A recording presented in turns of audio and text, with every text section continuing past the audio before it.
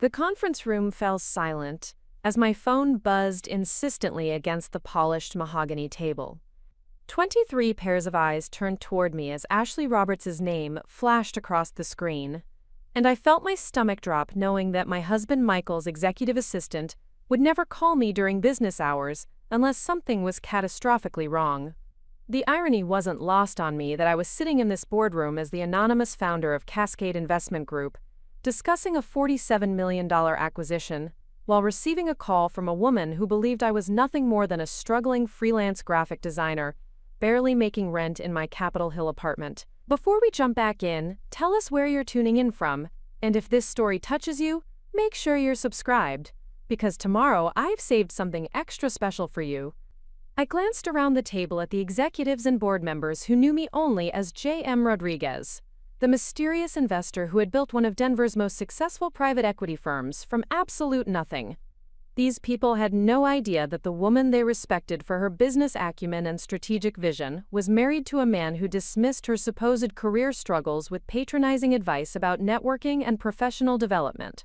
They couldn't imagine that the same person who had just approved their largest acquisition in company history was going home each night to a carefully constructed charade of financial instability designed to test whether love could survive without the influence of money and power. "I need to take this," I said quietly, my voice steady despite the growing certainty that whatever Ashley was calling about would somehow shatter the delicate balance I had maintained for the past 4 years. The board members nodded respectfully, accustomed to the urgent calls that came with managing a portfolio worth over $300 million, though they assumed my emergencies involved market fluctuations and corporate crises, rather than the personal disasters that resulted from living a double life. I stepped out onto the 20th floor balcony overlooking downtown Denver, where the Rocky Mountains created a stunning backdrop that reminded me daily of how far I had traveled from the naive young entrepreneur who had once believed that hard work and integrity were sufficient weapons against corporate predators. The mountain peaks seemed to mock my current situation, their permanence contrasting sharply with the elaborate deception that had become the foundation of my marriage and the secret source of my professional success. "Jenny, oh my God, I'm so sorry to bother you at work." Ashley's voice was breathless with excitement, completely unaware that she was interrupting a meeting where her beloved boss's fate was actually being decided by the woman she was calling. "I know you're probably busy with your design projects, but I just had to tell someone, and you're always so supportive of Michael's career." The patronizing tone in her voice was unintentional but unmistakable, carrying the same assumption that had characterized every interaction I'd had with Michael's colleagues over the past 4 years. To them, I was the understanding wife who worked on small branding projects for local coffee shops and nonprofits, grateful for Michael's financial stability and professional success.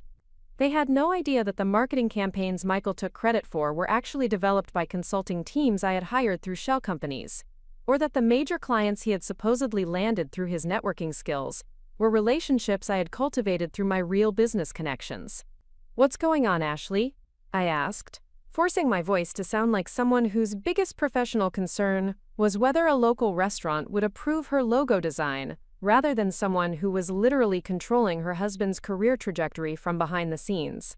The performance had become second nature after years of practice, but today something felt different, as if the carefully constructed walls between my public and private identities were finally beginning to crack under the pressure of sustained deception. "Michael is promoting me to Vice President of Strategic Partnerships tomorrow." Ashley's announcement hit me like a physical blow, not because I was surprised by her advancement, but because I knew exactly what it meant within the context of information that Ashley couldn't possibly possess. Through my anonymous monitoring of Summit Marketing Group's operations, I was aware that Michael had been systematically undermining the previous VP of Strategic Partnerships, creating artificial crises and performance issues that would justify his protégé's promotion to a position she wasn't qualified to handle. The promotion wasn't a reward for Ashley's competence or a recognition of her potential. It was the final piece of Michael's plan to consolidate control over the company's most valuable client relationships, before executing an exit strategy that would leave Summit Marketing Group financially devastated, while enriching himself and his carefully selected allies. Ashley's excitement was heartbreaking because she genuinely believed she had earned this opportunity through merit and hard work, when, in reality, she was being positioned as a sacrificial pawn in a scheme that would ultimately destroy her career along with dozens of others. "That's wonderful news," I managed to say, my voice betraying none of the complexity of emotions that were churning through my mind as I processed the implications of what Ashley was telling me. "I know you've been working so hard, and Michael always speaks so highly of your dedication to the company." The words felt like ash in my mouth because they were technically true while being fundamentally dishonest. Ashley had been working hard, and Michael did speak highly of her dedication, but only because her naive loyalty made her the perfect instrument for his schemes. Through the floor-to-ceiling windows of the conference room behind me, I could see my board members reviewing the documents for our upcoming acquisition, completely unaware that their anonymous leader was receiving real-time intelligence about corporate fraud being committed at the highest levels of a company they were considering for their next investment target. The synchronicity was almost poetic in its cruel irony. Summit Marketing Group had been on our watch list for 6 months, not as an acquisition target, but as a case study in how toxic leadership could destroy value for everyone involved in a business ecosystem. "He said I've shown exceptional strategic thinking and client relationship management skills," Ashley continued, her voice glowing with pride that made my heart ache for the disillusionment she was about to experience. "He wants me to take over all the major accounts and start developing new partnership opportunities with tech companies in Boulder and Colorado Springs. Jenny, this could change everything for my career." What Ashley didn't know was that those major accounts had been artificially inflated through accounting manipulation that would be discovered within weeks of her promotion. The tech companies Michael wanted her to target were actually competitors who had been receiving confidential information about Summit Marketing's strategies and client lists for months. Ashley's new role wasn't designed to advance her career, but to provide legal cover for Michael's systematic theft of company resources by creating a paper trail that would implicate her in activities she didn't understand. I closed my eyes and felt the mountain wind against my face, remembering the young woman I had been 6 years earlier when I first arrived in Denver, after losing everything to predatory litigation in my hometown of Albuquerque. Back then, I had believed that relocating to a new city would give me the fresh start I needed to rebuild my consulting business and restore my faith in the possibility that ethical behavior could coexist with financial success. I had no idea that within months I would meet a charming marketing executive at a networking event who would become the unwitting test subject for an experiment in whether genuine love could survive systematic deception and carefully constructed power imbalances. "Have you and Michael talked about celebrating tonight?"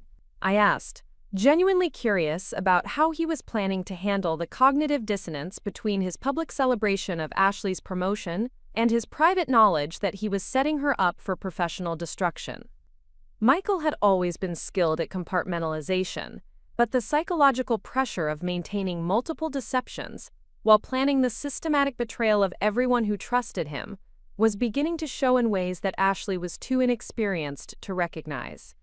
"He mentioned something about drinks after work with some of the senior team," Ashley replied, her excitement making her chatty in a way that provided valuable intelligence about Michael's current state of mind and immediate plans.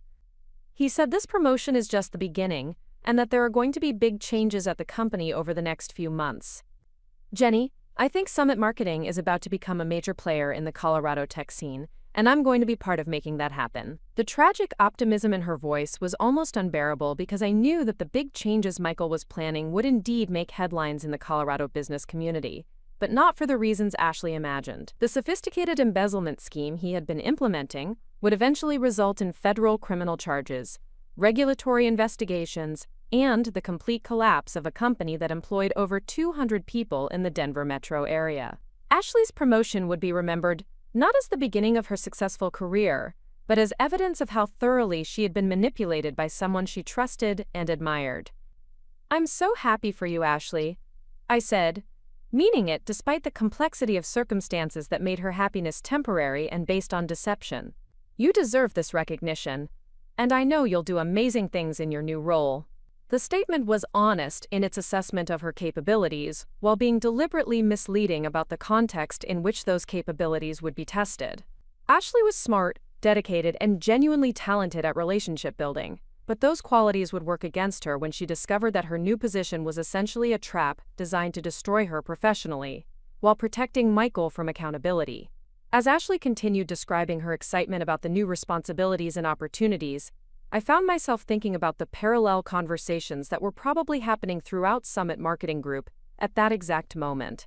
Michael's carefully selected inner circle would be receiving different versions of the same news, each calibrated to their role in his exit strategy and their potential value as either allies or scapegoats. The senior executives who knew about his scheme would be celebrating their upcoming financial windfall, while the middle managers and employees who had no idea what was coming would be expressing genuine excitement about the company's apparent growth and success.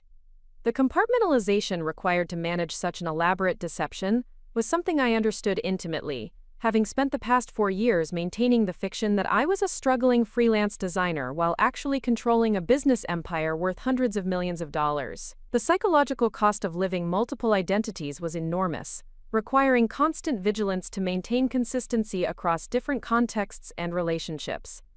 Every conversation demanded careful calculation, every emotional response needed strategic consideration, and every interaction carried the risk of accidentally revealing information that could destroy the entire carefully constructed narrative.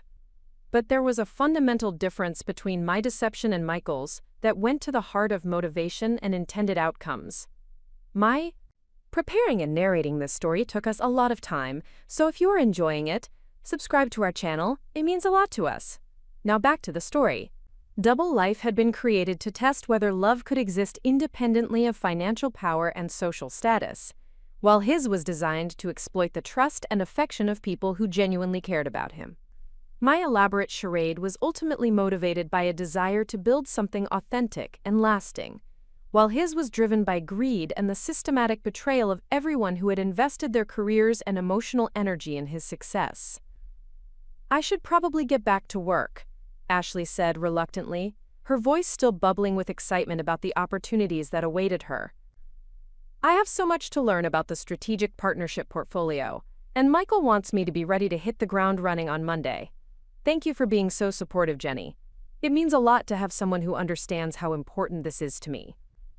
The irony of her gratitude was crushing, because I understood the importance of her promotion in ways that she couldn't imagine, and for reasons that she would hopefully never need to discover. As someone who had built her career by identifying and nurturing genuinely talented individuals, I could see that Ashley possessed exactly the kind of innovative thinking and collaborative leadership style that could transform Summit Marketing Group into the kind of company Michael pretended it already was. Under different circumstances, with ethical leadership and honest mentorship, she could have become the strategic partner that would drive real growth and create value for everyone involved. "You're going to do great things, Ashley," I said, ending the call with words that I desperately hoped would prove prophetic despite the circumstances that were currently working against her success. As I stood on that balcony overlooking the city where I had rebuilt my life from the ashes of my original dreams, I realized that Ashley's call had forced me to confront a decision I had been avoiding for months. The time had come to choose between protecting my marriage and protecting the innocent people who would be destroyed by my husband's criminal activities. Returning to the conference room, I took my seat at the head of the table and looked around at the faces of executives who had trusted me with their capital and their careers, based on my track record of making decisions that created value for all stakeholders, rather than extracting wealth through manipulation and deception. These people had no idea that their anonymous leader was married to someone who represented everything they had learned to oppose through our collaborative approach to business development. But their trust in my judgment was about to be tested in ways that none of us had anticipated. "Ladies and gentlemen," I began, my voice carrying the authority that had been earned through years of difficult decisions and successful outcomes, "I need to discuss a change in our acquisition strategy that will affect our evaluation of several companies in our current pipeline." The board members leaned forward attentively, accustomed to my strategic pivots, and confident in my ability to identify opportunities and threats that others might miss. What they didn't know was that the woman they trusted to protect their interests was about to embark on the most complex and personally costly investigation in the history of Cascade Investment Group. The call from Ashley Roberts had been more than just news about a promotion. It had been a catalyst that would force me to choose between the comfortable deception that protected my marriage and the painful truth that could save dozens of innocent people from financial and professional ruin. The mountains visible through the conference room windows seemed to approve of the decision I was making, their ancient permanence providing perspective on the temporary nature of even the most elaborate human deceptions. The woman who had once lost everything to corporate predators was about to use everything she had learned and built to prevent others from experiencing the same devastating betrayal. The game that had begun 6 years earlier in a Denver coffee shop was finally approaching its endgame, and the stakes had never been higher for everyone involved. As I began outlining the new investigative protocols that would govern our evaluation of Summit Marketing Group and similar companies, I felt the familiar weight of responsibility that came with possessing information that could destroy lives and careers with a single decision. But for the first time since that networking event where I had met Michael Chen, I also felt the clarity that comes from finally aligning my actions with my values, regardless of the personal cost that such alignment might require. The transformation that had begun with Ashley Roberts' excited phone call was already changing the trajectory of multiple lives, though most of the people affected wouldn't understand the magnitude of that change until much later. The woman who had spent 4 years testing whether love could survive deception was about to discover whether love could survive the truth, and whether the strength she had built in secret could be used openly to create justice, rather than simply avoiding injustice. The board meeting continued with discussions of due diligence procedures and risk assessment protocols, but my mind was already 3 steps ahead, calculating the resources and timeline necessary to expose a conspiracy that reached far beyond one corrupt marketing executive and his unwitting accomplice. The investigation that would begin that afternoon would eventually reveal not just Michael's criminal activities, but the entire network of relationships and transactions that had made those activities possible. Ashley Roberts had no idea that her phone call would mark the beginning of the end for the man she admired and the career she thought she was building.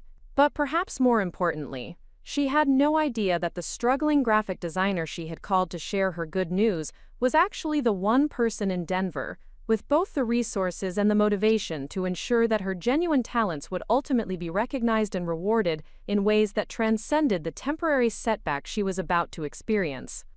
The woman who answered Ashley's call that day was someone who understood both the pain of professional betrayal and the satisfaction of rebuilding from that betrayal into something stronger and more authentic than what had been destroyed. The conversation that had begun with Ashley's excitement about her promotion would eventually become the foundation for a different kind of career advancement, one based on merit and ethical leadership, rather than manipulation and systematic deception. As the afternoon sun cast long shadows across the conference room floor, I began making the mental calculations that would guide the most important investigation of my professional career. The woman who had once hidden her strength to test whether it could be loved was finally ready to use that strength openly and decisively, regardless of whether love could survive the consequences of such honesty. The time for testing was over, and the time for truth had finally arrived. The transformation from Jennifer Martinez, struggling design consultant in Albuquerque, to J.M. Rodriguez, anonymous founder of Cascade Investment Group, began on a Tuesday morning in March, when I discovered that 6 years of careful relationship building and strategic business development could be destroyed by a single phone call from a lawyer representing interests I had never heard of. The irony wasn't lost on me that the call came while I was putting the finishing touches on a brand identity package for a local tech startup, whose founders reminded me of my younger self, full of brilliant ideas and naive optimism about the relationship between innovation and financial success in the American business ecosystem. Rachel Martinez, no relation despite the shared surname, had been recommended by the Small Business Development Center as someone who specialized in intellectual property disputes involving emerging companies. What she didn't tell me during our initial consultation was that my case represented something far more systemic than a simple disagreement over design ownership. According to the documents she spread across my kitchen table that morning, I was being sued by Stellar Creative Enterprises, a multinational marketing conglomerate based in Phoenix, for allegedly stealing proprietary design concepts and rebranding them for my own clients. The lawsuit was comprehensive in its scope and devastating in its implications. Stellar Creative claimed that 17 different projects in my portfolio showed suspicious similarities to campaigns they had developed for major corporate clients over the previous 3 years. The evidence they presented was circumstantially compelling. Side-by-side comparisons of color schemes, typography selections, and layout structures that did indeed demonstrate remarkable consistency with their internal creative standards. To someone without deep understanding of design evolution and industry trends, it would appear that I had systematically copied their work and repackaged it as original creative content for my own client base. The reality was far more insidious than simple copyright infringement. Stellar Creative hadn't stumbled across my portfolio and noticed similarities to their existing work. They had been systematically targeting successful independent designers throughout the Southwest, using their vast resources to manufacture intellectual property disputes that smaller competitors couldn't afford to litigate. Their business model was elegant in its predatory efficiency. Identify promising creative professionals whose work showed natural evolution of current design trends, claim ownership of those trends as proprietary innovations, then force settlements that eliminated potential competitors while generating revenue streams that required no actual creative labor.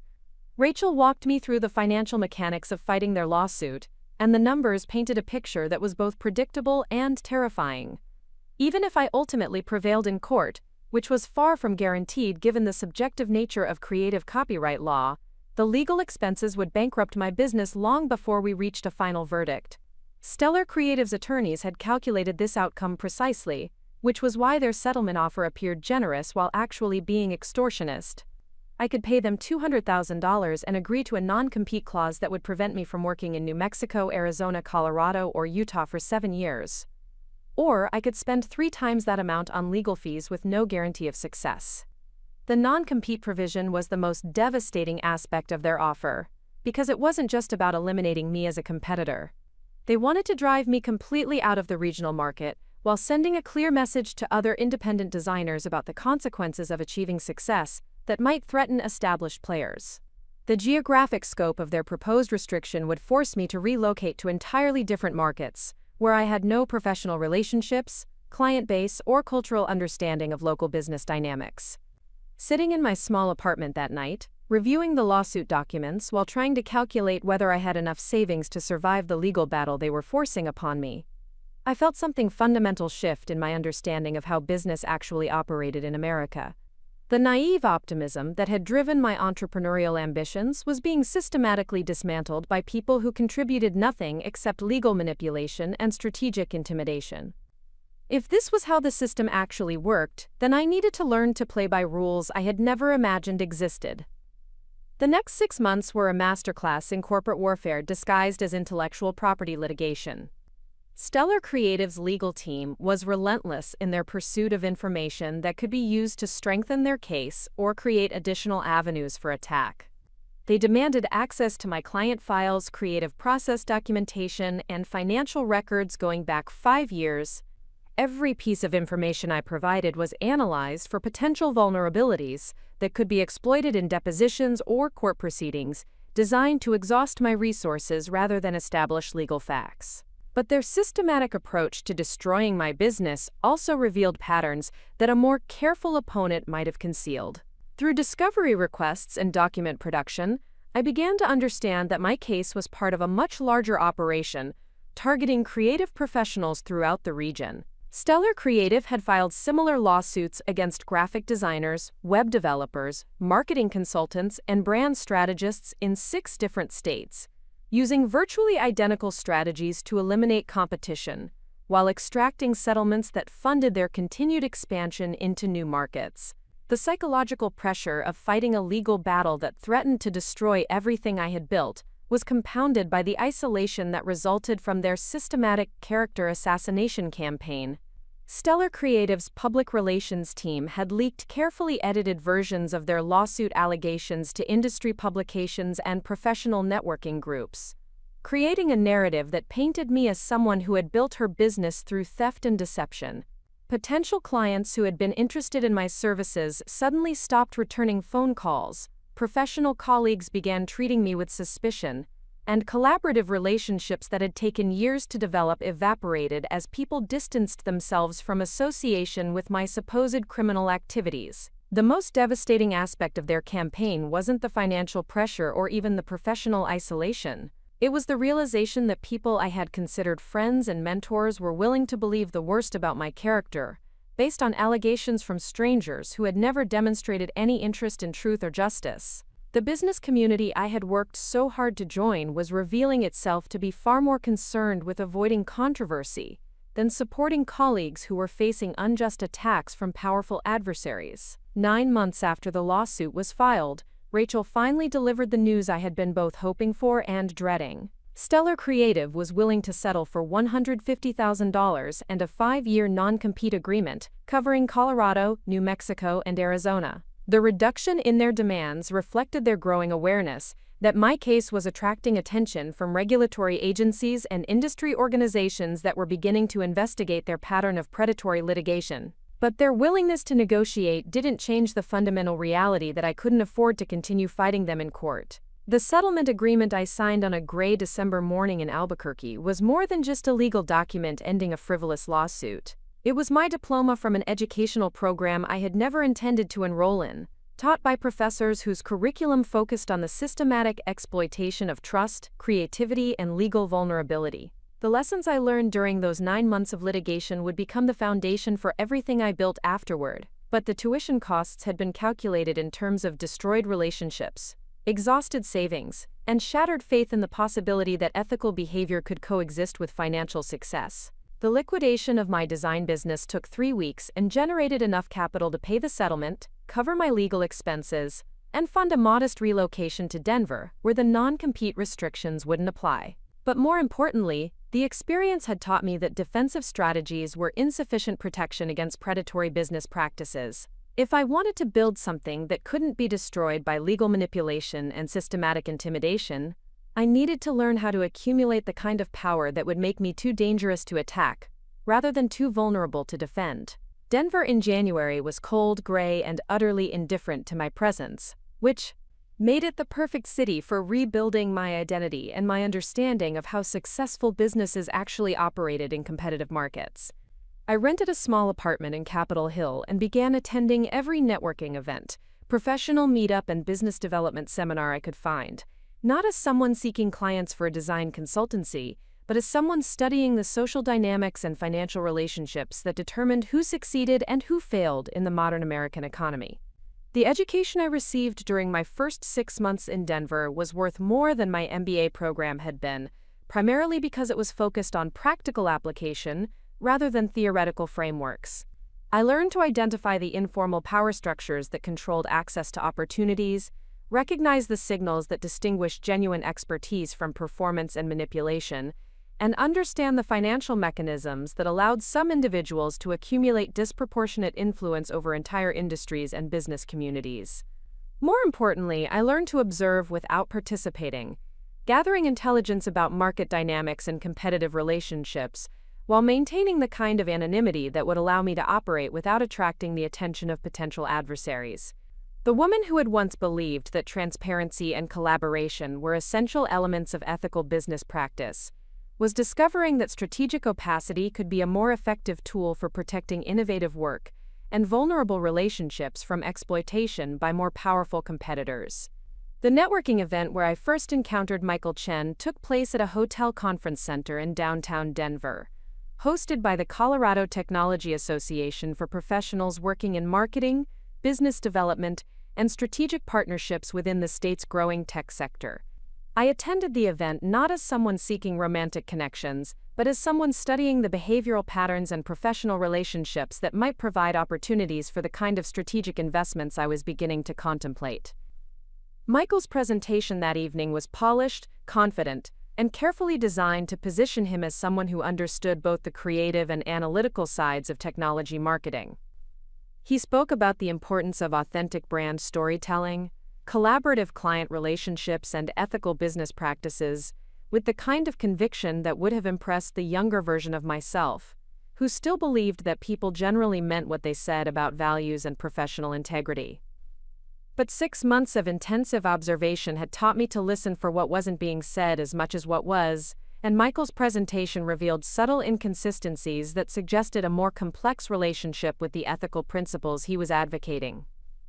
His case studies focused on successful outcomes rather than collaborative processes, His metrics emphasized revenue generation over client satisfaction, and his recommendations for industry best practices seemed designed to eliminate smaller competitors rather than strengthen the overall business ecosystem. The conversation we had after his presentation was illuminating in ways he probably didn't intend.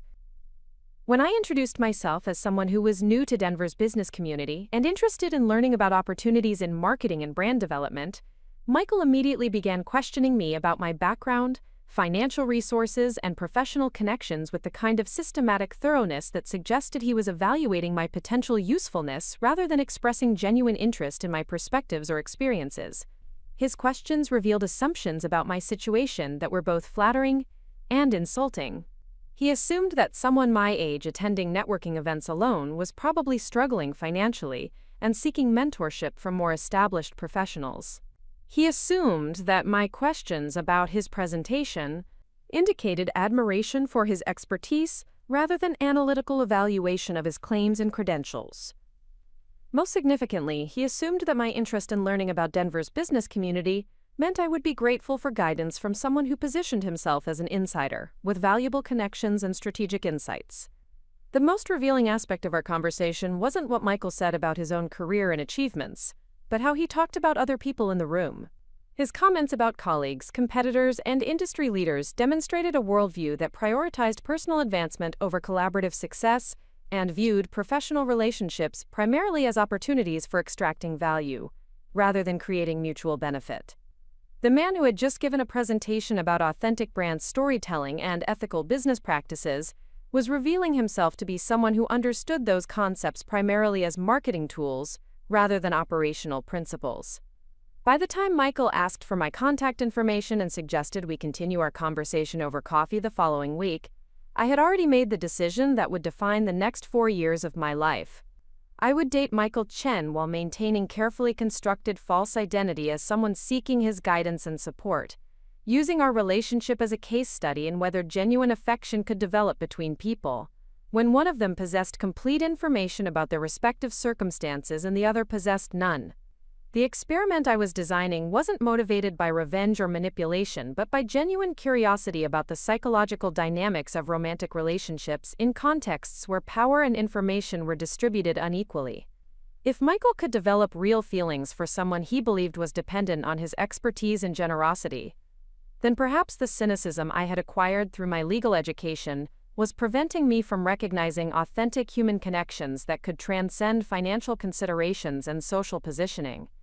But the experiment also required me to construct an alternative identity that could withstand sustained scrutiny, while providing cover for the business activities I was planning to pursue in parallel with our developing relationship.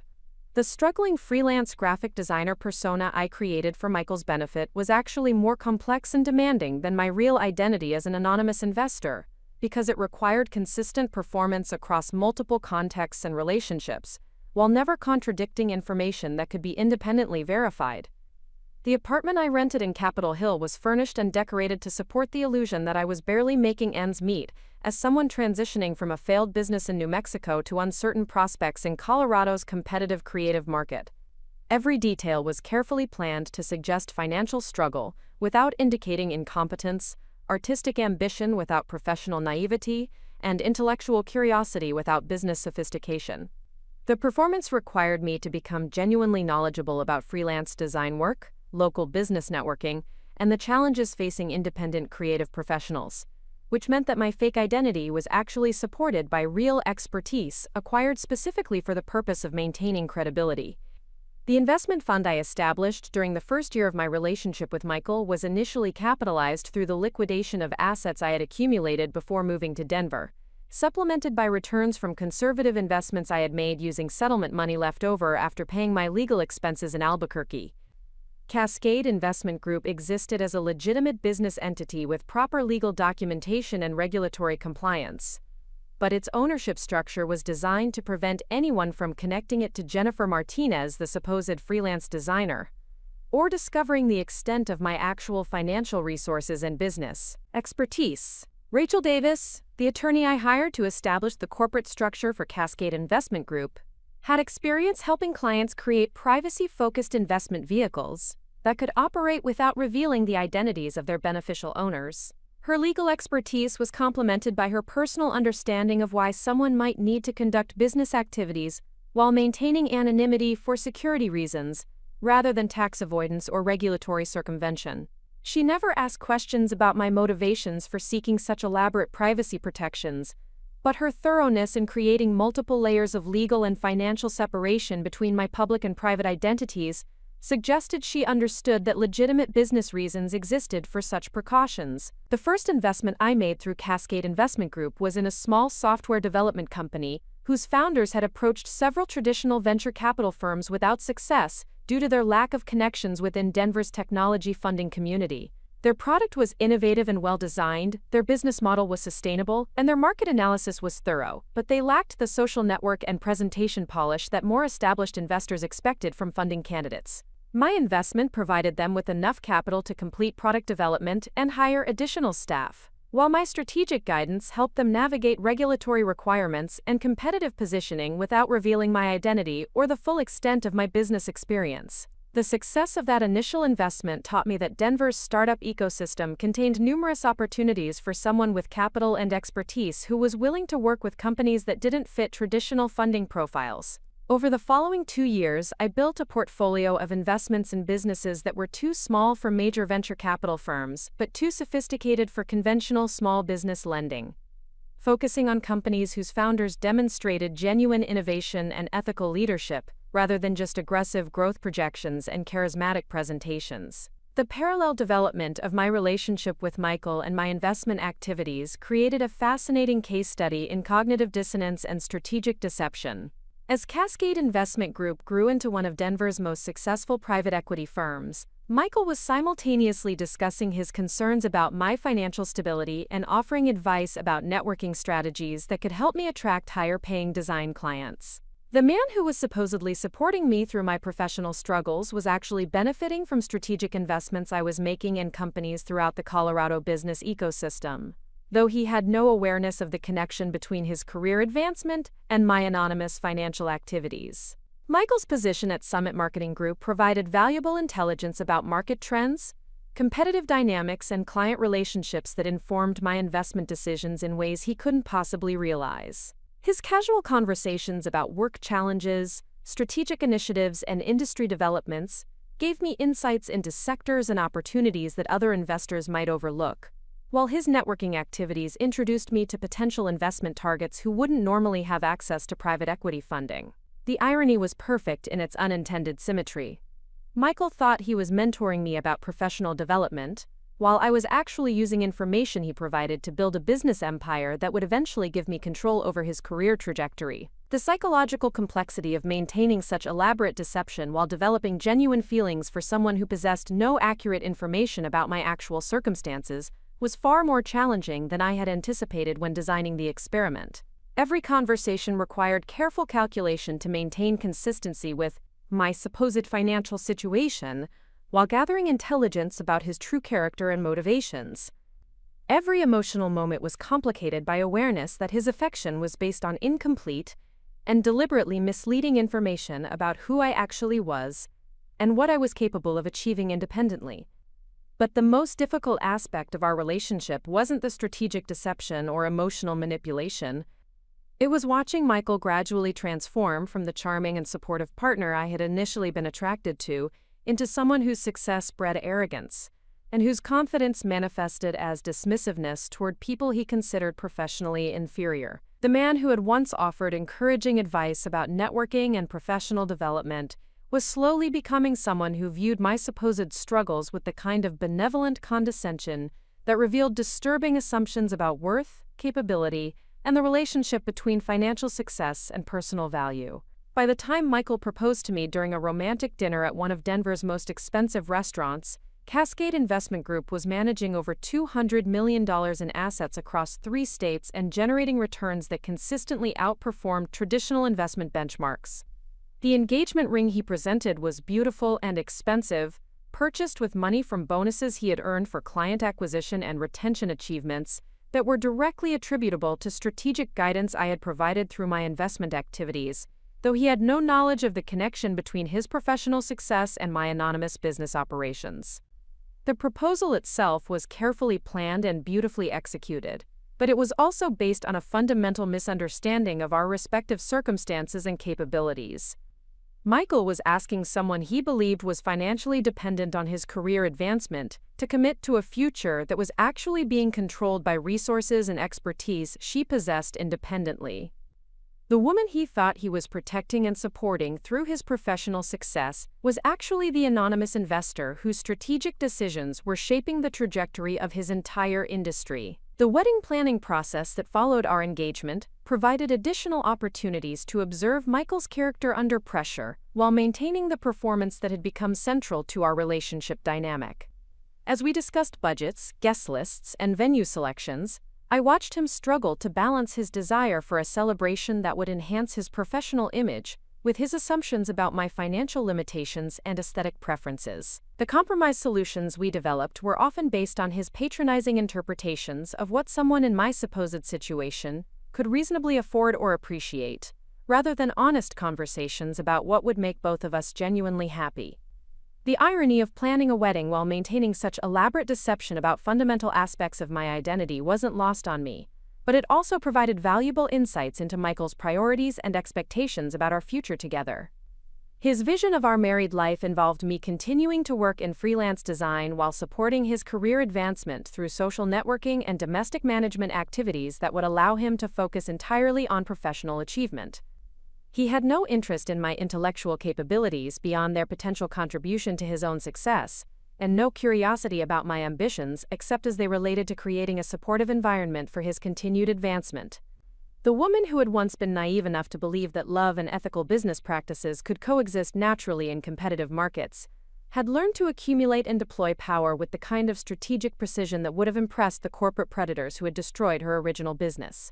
But she had also learned that power, without purpose, was merely another form of exploitation, and that the most meaningful victories were those that created opportunities for others, rather than simply avoiding negative consequences for herself. The test that had begun as an experiment in romantic compatibility was evolving into something far more complex and consequential for everyone involved. The transformation of Michael Chen from the charming marketing executive I had fallen in love with into someone I barely recognized happened so gradually that I almost convinced myself I was imagining the changes. The early signs were subtle enough to dismiss as temporary stress from increased responsibilities at Summit Marketing Group, but as months passed into years, the pattern became impossible to ignore. The man who had once listened attentively to my supposed struggles as a freelance designer was increasingly impatient with anyone whose professional situation he considered beneath his own, and his growing dismissiveness towards service workers,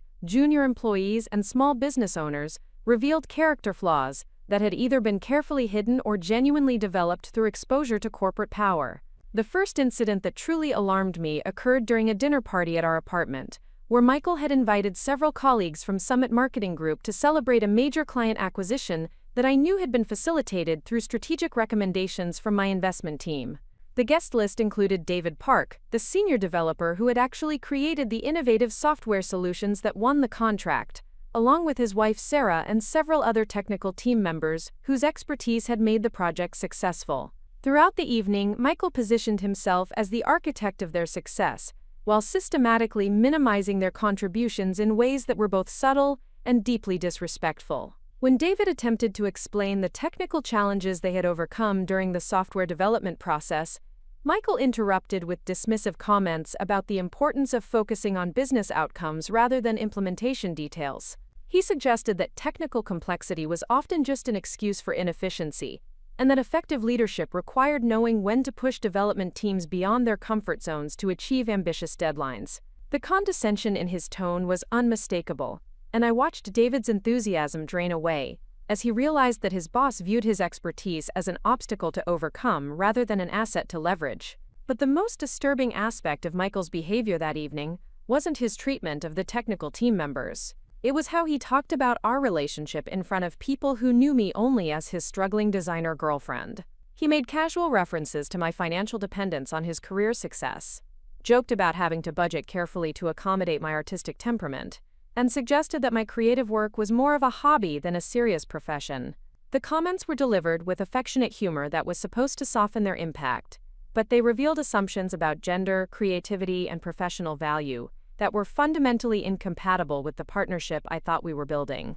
Watching Michael perform his version of our relationship for an audience of colleagues was like seeing myself through a funhouse mirror that distorted everything beyond recognition. The woman he described bore no resemblance to the person I actually was, and his casual dismissal of my supposed capabilities was particularly galling, because I knew that his professional success was directly attributable to strategic guidance I had provided through my anonymous investment activities. He was literally minimizing the intelligence and business acumen of the person who was secretly controlling his career trajectory, while benefiting from her expertise in ways he couldn't begin to comprehend. The psychological pressure of maintaining my cover story while listening to Michael's condescending characterization of our relationship was compounded by my growing awareness that his behavior toward me was part of a broader pattern of dismissiveness toward anyone he considered professionally inferior. Over the following weeks, I began paying closer attention to how he interacted with restaurant servers, retail employees, customer service representatives, and other people whose positions didn't command automatic respect in his social hierarchy. The casual rudeness and impatience he displayed toward these individuals wasn't dramatically different from how he had treated David Park and the technical team members at our dinner party. The correlation between Michael's professional advancement and his declining empathy toward others became impossible to ignore as Summit Marketing Group's success continued growing under the anonymous guidance of my investment strategies. Each promotion, bonus, and industry recognition seemed to reinforce his belief that his achievements were solely the result of his personal brilliance and strategic vision, rather than collaborative efforts involving dozens of talented colleagues whose contributions he was increasingly likely to minimize or ignore entirely. The man who had once offered encouraging advice about networking and professional development was gradually becoming someone who viewed other people's careers as resources to be managed, rather than relationships to be nurtured. My role as Michael's anonymous benefactor gave me unprecedented insight into the disconnect between his public persona and his private decision-making processes. Through Stephanie Williams, my assistant who monitored Summit Marketing Group's operations through our legitimate investment oversight activities, I received regular reports about internal dynamics, employee satisfaction metrics, and strategic initiatives that revealed troubling patterns in Michael's leadership approach. The collaborative culture that had initially attracted my investment was slowly being replaced by a more hierarchical and competitive environment, where individual advancement took precedence over team success. The most concerning development was Michael's systematic undermining of colleagues whose expertise or achievements might threaten his position within the company's power structure. Ashley Roberts, the executive assistant whose promotion would eventually trigger my decision to abandon our relationship, was initially one of several talented employees whose careers Michael was strategically managing to serve his own interests rather than supporting their professional growth. He had identified Ashley's intelligence and dedication as valuable assets that could enhance his reputation if properly directed, but he had no genuine interest in her development as an independent professional with her own ambitions and capabilities. The manipulation Michael employed with Ashley was sophisticated enough to be invisible to someone without extensive experience in corporate politics and organizational psychology. He provided her with high-visibility projects that would showcase her abilities, while ensuring that her success was always attributed to his mentorship and strategic guidance. He offered professional development opportunities that enhanced her skills within narrow parameters that would make her more valuable to him without making her competitive with him. Most insidiously, he cultivated her personal loyalty and professional dependence by positioning himself as her primary advocate within the company, while simultaneously creating circumstances that made her advancement contingent on his continued support. Watching Michael's systematic exploitation of Ashley's talents and dedication was particularly painful, because I could see that she possessed exactly the kind of innovative thinking and collaborative leadership style that would thrive under ethical mentorship. Her ideas about client relationship management were more sophisticated than most of the senior executives realized. Her understanding of market dynamics was remarkably intuitive for someone with limited formal business education, and her ability to build authentic connections with clients and colleagues was exceptional. Under different circumstances, with honest guidance and genuine support, Ashley could have become the kind of strategic partner who would drive meaningful growth and create value for everyone involved. But Michael's development of Ashley's career was designed to maximize her utility to his advancement, rather than optimize her individual potential. And the tragic irony was that she interpreted his manipulation as evidence of his commitment to her success. She genuinely believed that his guidance was preparing her for leadership roles within the company, when in reality he was positioning her as a highly skilled subordinate whose achievements would enhance his reputation while never threatening his authority. The promotion he was planning for her wasn't a recognition of her capabilities, but a strategic move to consolidate his control over the client relationships and strategic partnerships that represented the company's most valuable assets. The evidence of Michael's broader pattern of workplace manipulation began accumulating through sources he couldn't possibly have anticipated. Carlos Rodriguez, the security consultant I had hired to protect Cascade Investment Group's operations from corporate espionage and industrial theft, had developed monitoring protocols that were designed to identify threats to our portfolio companies from external competitors. But his surveillance systems were sophisticated enough to detect internal threats as well, and the patterns they revealed about Michael's activities at Summit Marketing Group were deeply disturbing. The initial red flags appeared in the form of unauthorized communications with representatives from competing marketing firms in Denver and Colorado Springs. Michael's phone records and email activity showed a pattern of contact with industry competitors that exceeded normal networking behavior and suggested the possibility of information sharing that could compromise Summit Marketing Group's competitive position. The frequency and timing of these communications correlated with major client presentations, strategic planning sessions, and product development initiatives in ways that raised serious questions about Michael's loyalty to his employer. But the most damning evidence emerged through analysis of financial transactions that Michael had carefully concealed from both his employer and the Internal Revenue Service. Carlos discovered a series of consulting payments from competing firms to a limited liability company that Michael had established under a fictitious business name, with banking relationships that were designed to obscure the connection between the payments and his personal finances. The amounts were substantial enough to suggest that he was providing valuable intelligence about Summit Marketing Group's operations, client relationships, and strategic initiatives to companies that were actively competing for the same business opportunities. The sophistication of Michael's financial concealment strategies revealed a level of premeditation and systematic planning that was incompatible with spontaneous ethical lapses or temporary lapses in judgment. He had spent months developing the infrastructure necessary to monetize his insider access to confidential information without attracting attention from regulatory agencies or corporate security systems. The consulting contracts he had negotiated with competing firms were structured to provide legal cover for information sharing activities that would otherwise constitute clear violations of his employment agreement and fiduciary responsibilities to Summit Marketing Group. The psychological complexity of living with someone who was systematically betraying his employer while maintaining a facade of loyalty and dedication created a form of cognitive dissonance that affected every aspect of my daily experience. Every conversation about his work required me to process multiple layers of deception. His lies to me about his activities, his lies to his employer about his loyalty, and his lies to himself about his motivations and character. The mental energy required to maintain awareness of these different levels of dishonesty, while continuing to perform my own role as his financially dependent girlfriend, was emotionally exhausting in ways I hadn't anticipated when designing my experiment in romantic compatibility.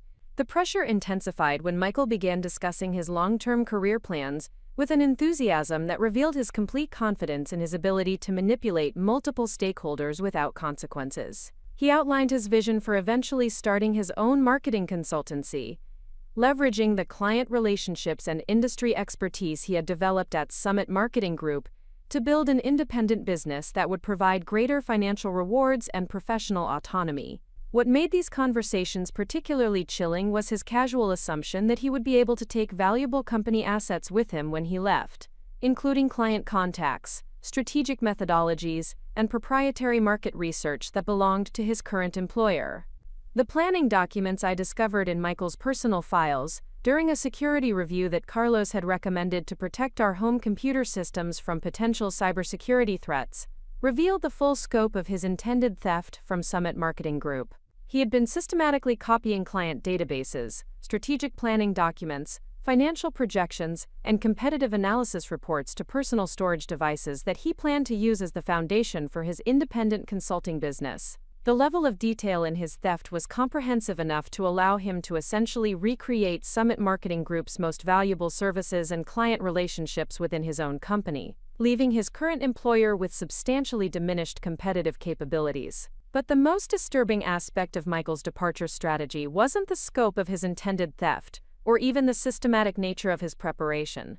It was his plan to recruit Ashley Roberts and several other junior employees to join his new company, using their loyalty and professional dependence to facilitate the transfer of additional company assets while providing legal cover for activities that would otherwise appear to be straightforward corporate espionage. He intended to position Ashley's departure as a voluntary career advancement opportunity rather than participation in a conspiracy to defraud their current employer, exploiting her trust and ambition to make her complicit in activities that could destroy her professional reputation and expose her to serious legal liability. The evidence files that Carlos assembled over the course of 6 months painted a comprehensive picture of systematic corporate fraud that extended far beyond simple information sharing or competitive intelligence gathering. Michael had been operating as an insider threat to Summit Marketing Group for over a year, monetizing his access to confidential information while positioning himself to maximize the damage his departure would cause to the company's operations and competitive position. The financial impact of his activities was already substantial, with lost business opportunities and compromised strategic initiatives representing millions of dollars in foregone revenue and damaged client relationships. The legal implications of Michael's activities were serious enough to warrant federal prosecution for corporate espionage, conspiracy to commit fraud, and violation of computer access laws that governed the unauthorized copying and distribution of proprietary business information. But the personal implications for Ashley Roberts and the other employees he was planning to recruit were potentially even more devastating, because their participation in his scheme would be interpreted as willing conspiracy, rather than innocent manipulation by someone they trusted and admired. The weight of possessing such comprehensive evidence of Michael's criminal activities while maintaining the pretense of our romantic relationship created a form of psychological pressure that began affecting my judgment and decision-making capabilities in ways that concerned my professional team. Stephanie Williams noticed that my usually decisive leadership style was becoming more hesitant and internally conflicted, while Carlos Rodriguez expressed concern that my emotional attachment to Michael was compromising my ability to respond appropriately to clear evidence of criminal behavior that threatened multiple stakeholders who deserved protection from his predatory activities. The internal conflict reached a crisis point when Michael began discussing his plans for our wedding and future, together with an apparent sincerity that made his systematic dishonesty even more psychologically complex to process. He talked about building a life together based on mutual support and shared values, expressed gratitude for my understanding during his demanding career advancement, and made promises about prioritizing our relationship over professional ambitions that were completely contradicted by his actual behavior and planning activities. The disconnect between his romantic professions and his criminal activities created a form of emotional whiplash that left me questioning my ability to accurately assess character and motivation in any relationship context. The breaking point came when Ashley Roberts called me with excitement about her impending promotion, completely unaware that she was being positioned as a sacrificial pawn in Michael's exit strategy, rather than being recognized for her genuine capabilities and professional potential. Her enthusiasm about the opportunities that awaited her was heartbreaking, because I knew that Michael's plan would destroy her career, along with those of several other innocent employees who had no awareness of the criminal conspiracy they were being recruited to join. The choice between protecting my relationship with Michael and protecting Ashley and her colleagues from professional and legal devastation was no longer a theoretical ethical dilemma, but an immediate practical decision, with serious consequences for multiple people whose futures hung in the balance. The surveillance evidence that Carlos had gathered was more than sufficient to expose Michael's criminal activities and protect Summit Marketing Group from further damage, but using that evidence would require revealing my identity as the anonymous investor who controlled the company's strategic direction and financial resources. The experiment in romantic compatibility that had begun as a test of whether love could survive deception was approaching its inevitable conclusion, where the choice between truth and continued deception would determine not only the fate of my relationship with Michael, but also the professional futures of everyone whose careers had become entangled with his criminal activities. The woman who had once been naive enough to believe that good intentions and hard work were sufficient protection against corporate predators had learned to accumulate and deploy evidence with the systematic precision of a federal prosecutor building a case for conspiracy charges. But she had also learned that the most important decisions weren't about legal strategy or financial protection, but about the moral obligation to use power responsibly, when innocent people were threatened by someone who had systematically betrayed their trust and exploited their loyalty for personal gain. The phone call from Ashley Roberts that interrupted my board meeting wasn't just news about a promotion, or even evidence of Michael's continued manipulation of her career. It was the catalyst that forced me to choose between the comfortable deception that protected my marriage and the painful truth that could save multiple innocent people from financial and professional ruin. The transformation that had begun years earlier with my own experience of corporate betrayal was finally reaching the point where the lessons learned through that painful education would be applied to protect others from experiencing the same devastating consequences. The investigation that would begin that afternoon would reveal not just Michael's individual criminal activities, but the entire network of relationships and transactions that had made those activities possible. The woman who had spent years testing whether love could survive systematic deception was about to discover whether love could survive the kind of truth that destroyed carefully constructed illusions about character, values, and the fundamental nature of trust in intimate relationships. The morning after Ashley's phone call arrived, with the kind of crystalline clarity that only comes when months of careful planning finally converge into decisive action, I stood in my real closet, selecting attire that would signal authority rather than apologetic presence, choosing pieces that had never seen the inside of my Capitol Hill apartment, but belonged to the woman who had built Cascade Investment Group into one of Denver's most respected private equity firms. The charcoal gray Armani suit had been waiting for this moment, along with the confidence that comes from finally abandoning a performance that had served its purpose and revealed everything necessary about character, loyalty, and the intersection of love with systematic deception. Stephanie Williams had spent the early morning hours coordinating with our legal team, security consultants, and the board members who would witness Michael's professional destruction, with the kind of methodical precision that had characterized every aspect of our investigation into his criminal activities. The evidence packages had been distributed overnight, complete with financial records, recorded conversations, and documentary proof of corporate espionage that would eliminate any possibility of denial or deflection when confronted with the comprehensive scope of his betrayal. The transformation from Jennifer Martinez, struggling freelance designer, to J.M. Rodriguez, controlling investor and chief executive officer, wasn't just about changing clothes or adopting different mannerisms. It was about finally inhabiting the authority I had been carefully concealing, while Michael dismissed my supposed limitations and offered condescending advice about professional development and financial management. The woman who had endured his patronizing explanations about business strategy was about to demonstrate that his entire career had been dependent on guidance and resources provided by the person he had systematically underestimated.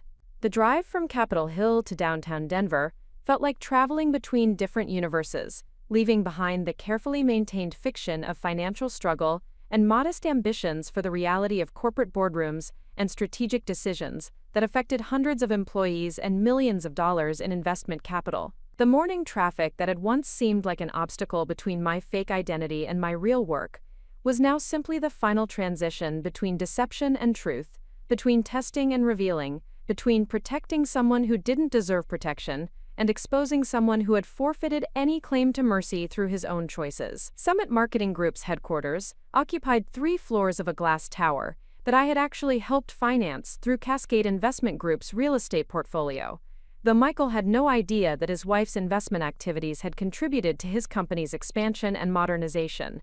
The irony of walking into a building that existed partly because of my capital allocation decisions, while preparing to destroy the career of someone who worked there, was perfect in its symbolic complexity.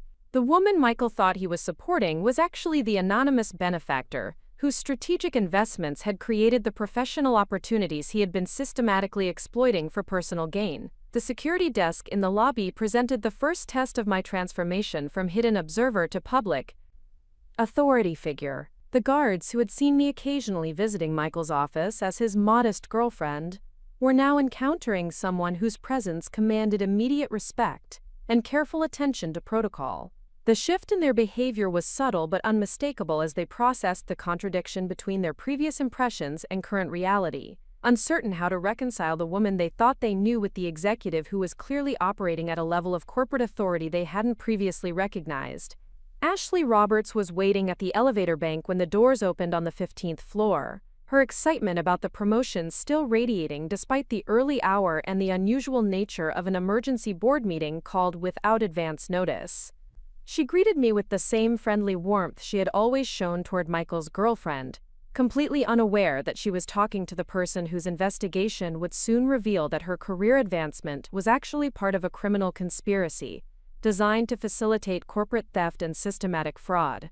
The conference room where Michael's fate would be decided was filled with board members whose trust in my judgment had been earned through years of successful investments and strategic guidance that consistently created value for all stakeholders rather than extracting wealth through manipulation and deception. These executives had no idea that their anonymous leader's most complex and personally costly investigation was finally reaching its conclusion, or that the morning's revelations would expose criminal activities that threatened the integrity of their entire business ecosystem. Rachel Davis, our legal counsel, was positioned at the far end of the table, with document folders that contained enough evidence to support federal prosecution for corporate espionage, conspiracy to commit fraud, and systematic theft of proprietary business information. Her expression was carefully neutral despite the satisfaction that comes from building an airtight case against someone whose arrogance had made him careless about concealing evidence of activities that would destroy his professional reputation and personal freedom. The presentation materials I had prepared weren't designed for dramatic revelation but for systematic demonstration of facts that would eliminate any possibility of denial or rationalization when confronted with comprehensive documentation of criminal behavior extending over more than 18 months. Every financial transaction, recorded conversation, and unauthorized data transfer had been cataloged with the kind of methodical thoroughness that federal prosecutors would appreciate when building their own case against Michael and his co-conspirators at competing firms. Michael's arrival was precisely on schedule, his confident demeanor and relaxed body language indicating his complete ignorance about the nature of the meeting he was attending. He entered the conference room expecting to find routine corporate governance discussions about quarterly performance metrics and strategic planning initiatives, not a tribunal that would expose his systematic betrayal of the company that had trusted him with access to their most valuable assets and confidential information. The moment of recognition when Michael realized that his wife was sitting at the head of the boardroom table as the anonymous investor who controlled his professional destiny was captured by security cameras that would provide evidence for both corporate disciplinary proceedings and federal criminal investigations.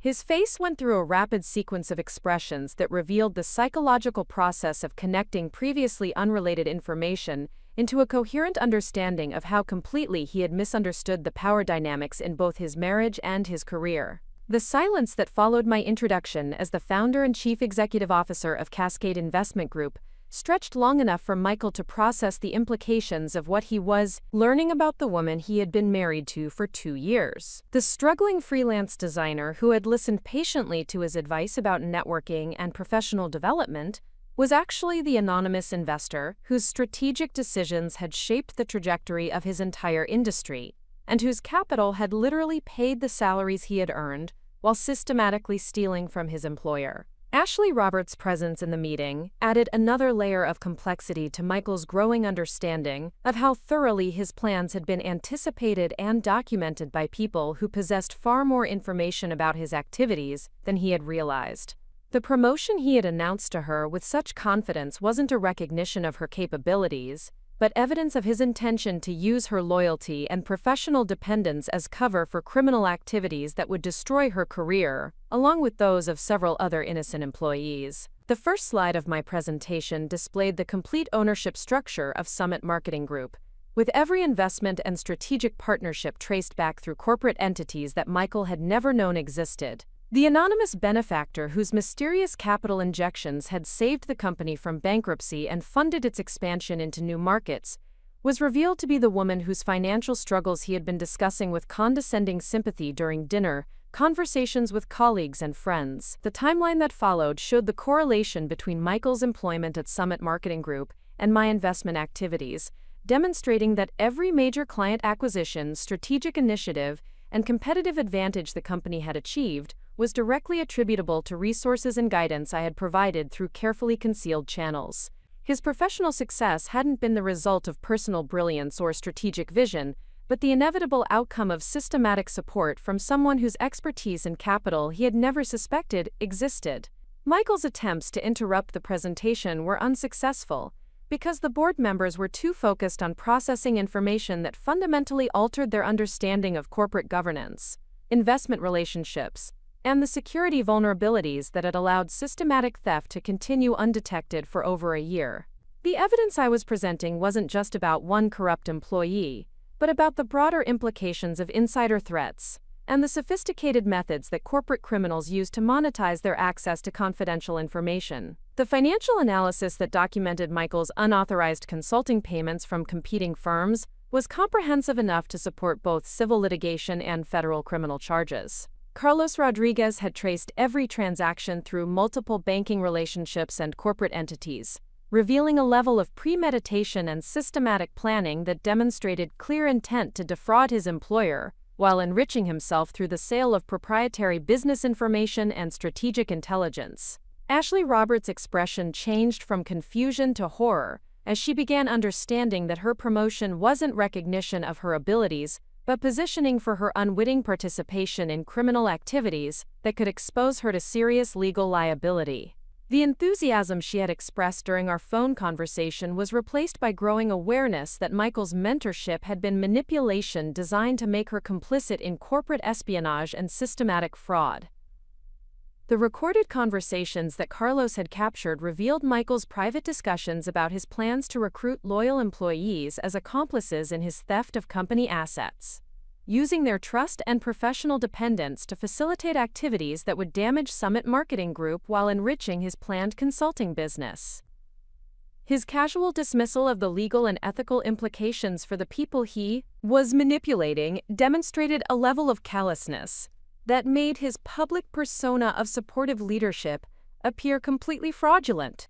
The scope of intellectual property theft that Michael had accomplished was staggering in its comprehensiveness, including client databases, strategic methodologies, competitive analysis reports, and proprietary market research that represented millions of dollars in development costs and competitive advantages. His systematic copying of digital assets had been methodical enough to essentially recreate Summit Marketing Group's most valuable services within his own planned consulting business, leaving his current employer with substantially diminished capabilities and market position. But the most damaging evidence wasn't the financial records or recorded conversations, but the emails Michael had exchanged with competitors about specific clients, upcoming presentations, and strategic initiatives that could only have been obtained through his insider access to confidential company information. The dates and details of these communications correlated perfectly with missed business opportunities and failed client relationships that had cost Summit Marketing Group substantial revenue and competitive positioning. The legal documents Rachel Davis placed on the conference table represented both immediate termination procedures and the foundation for federal prosecution of criminal activities that extended far beyond simple employment violations. The evidence package would be forwarded to appropriate regulatory agencies and law enforcement organizations within hours, ensuring that Michael's criminal activities would be investigated with the full resources of federal agencies that specialized in corporate espionage and systematic fraud. Michael's final attempt to salvage his position involved desperate claims about his value to the company and the difficulty of replacing his client relationships and industry expertise.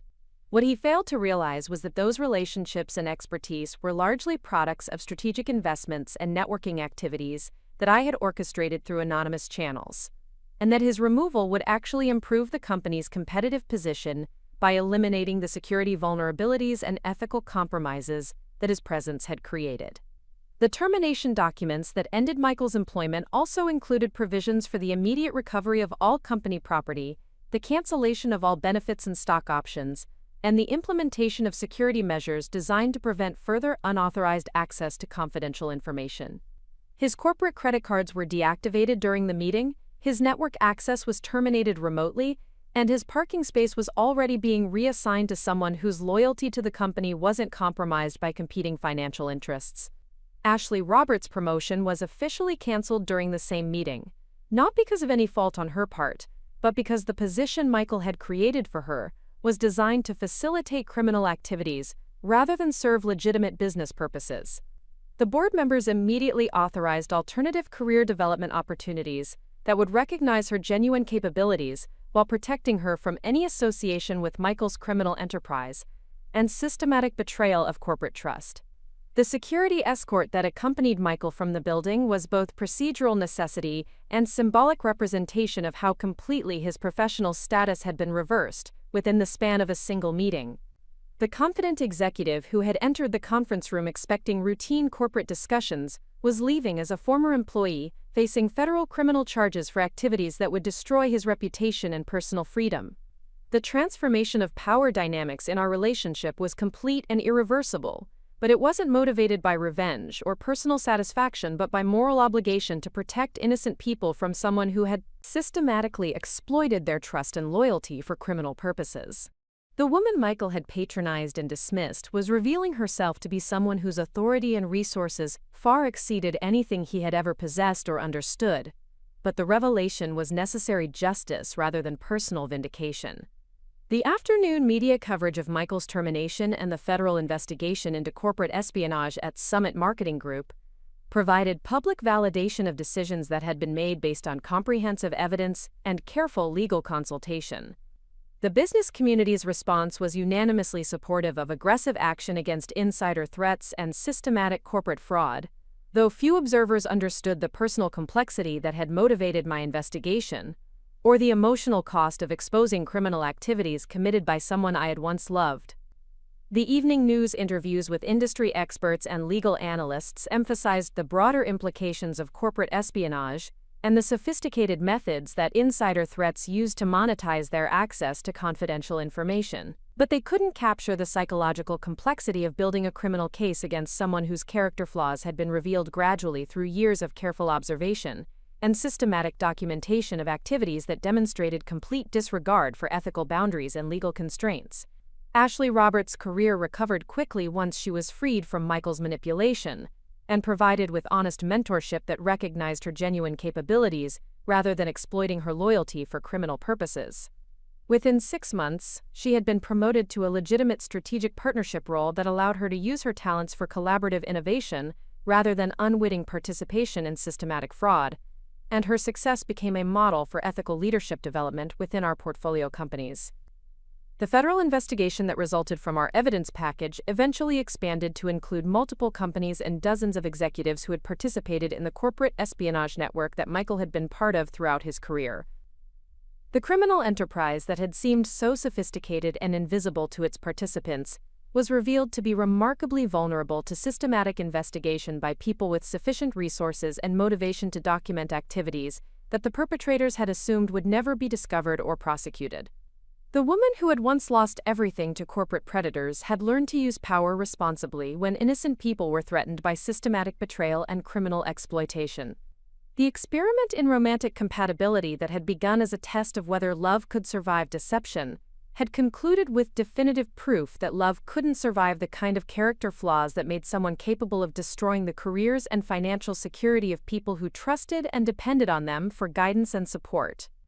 3 years after the morning that Michael Chen discovered his wife was actually the anonymous investor who controlled his professional destiny, I stood before a packed auditorium at the University of Colorado, Denver, delivering the keynote address for their annual entrepreneurship conference. The audience of aspiring business leaders, seasoned executives, and academic researchers had no idea that the woman speaking to them about ethical leadership and sustainable business practices had once maintained one of the most elaborate corporate deceptions in Colorado business history, or that her insights into organizational psychology and strategic decision-making had been earned through the painful process of exposing criminal activities committed by someone she had loved and trusted. The transformation from Jennifer Martinez, mysterious private equity founder, to Jennifer Rodriguez, public advocate for business ethics and entrepreneurial development, had been gradual but profound. The woman who had once hidden her capabilities to test whether they could be loved had become someone who used those capabilities openly to create opportunities for others, facing the kind of systematic exploitation that had once threatened to destroy her own entrepreneurial dreams. The experiment in romantic compatibility that had revealed Michael's character flaws had evolved into a comprehensive approach to business development that prioritized collaboration over competition and sustainable growth over short-term profit extraction. The auditorium itself was a testament to the changes that had swept through Colorado's business community during the years since Michael's downfall. The modern facility had been constructed with funding from a consortium of ethical investors who shared my belief that educational institutions should reflect the values they were trying to instill in future business leaders.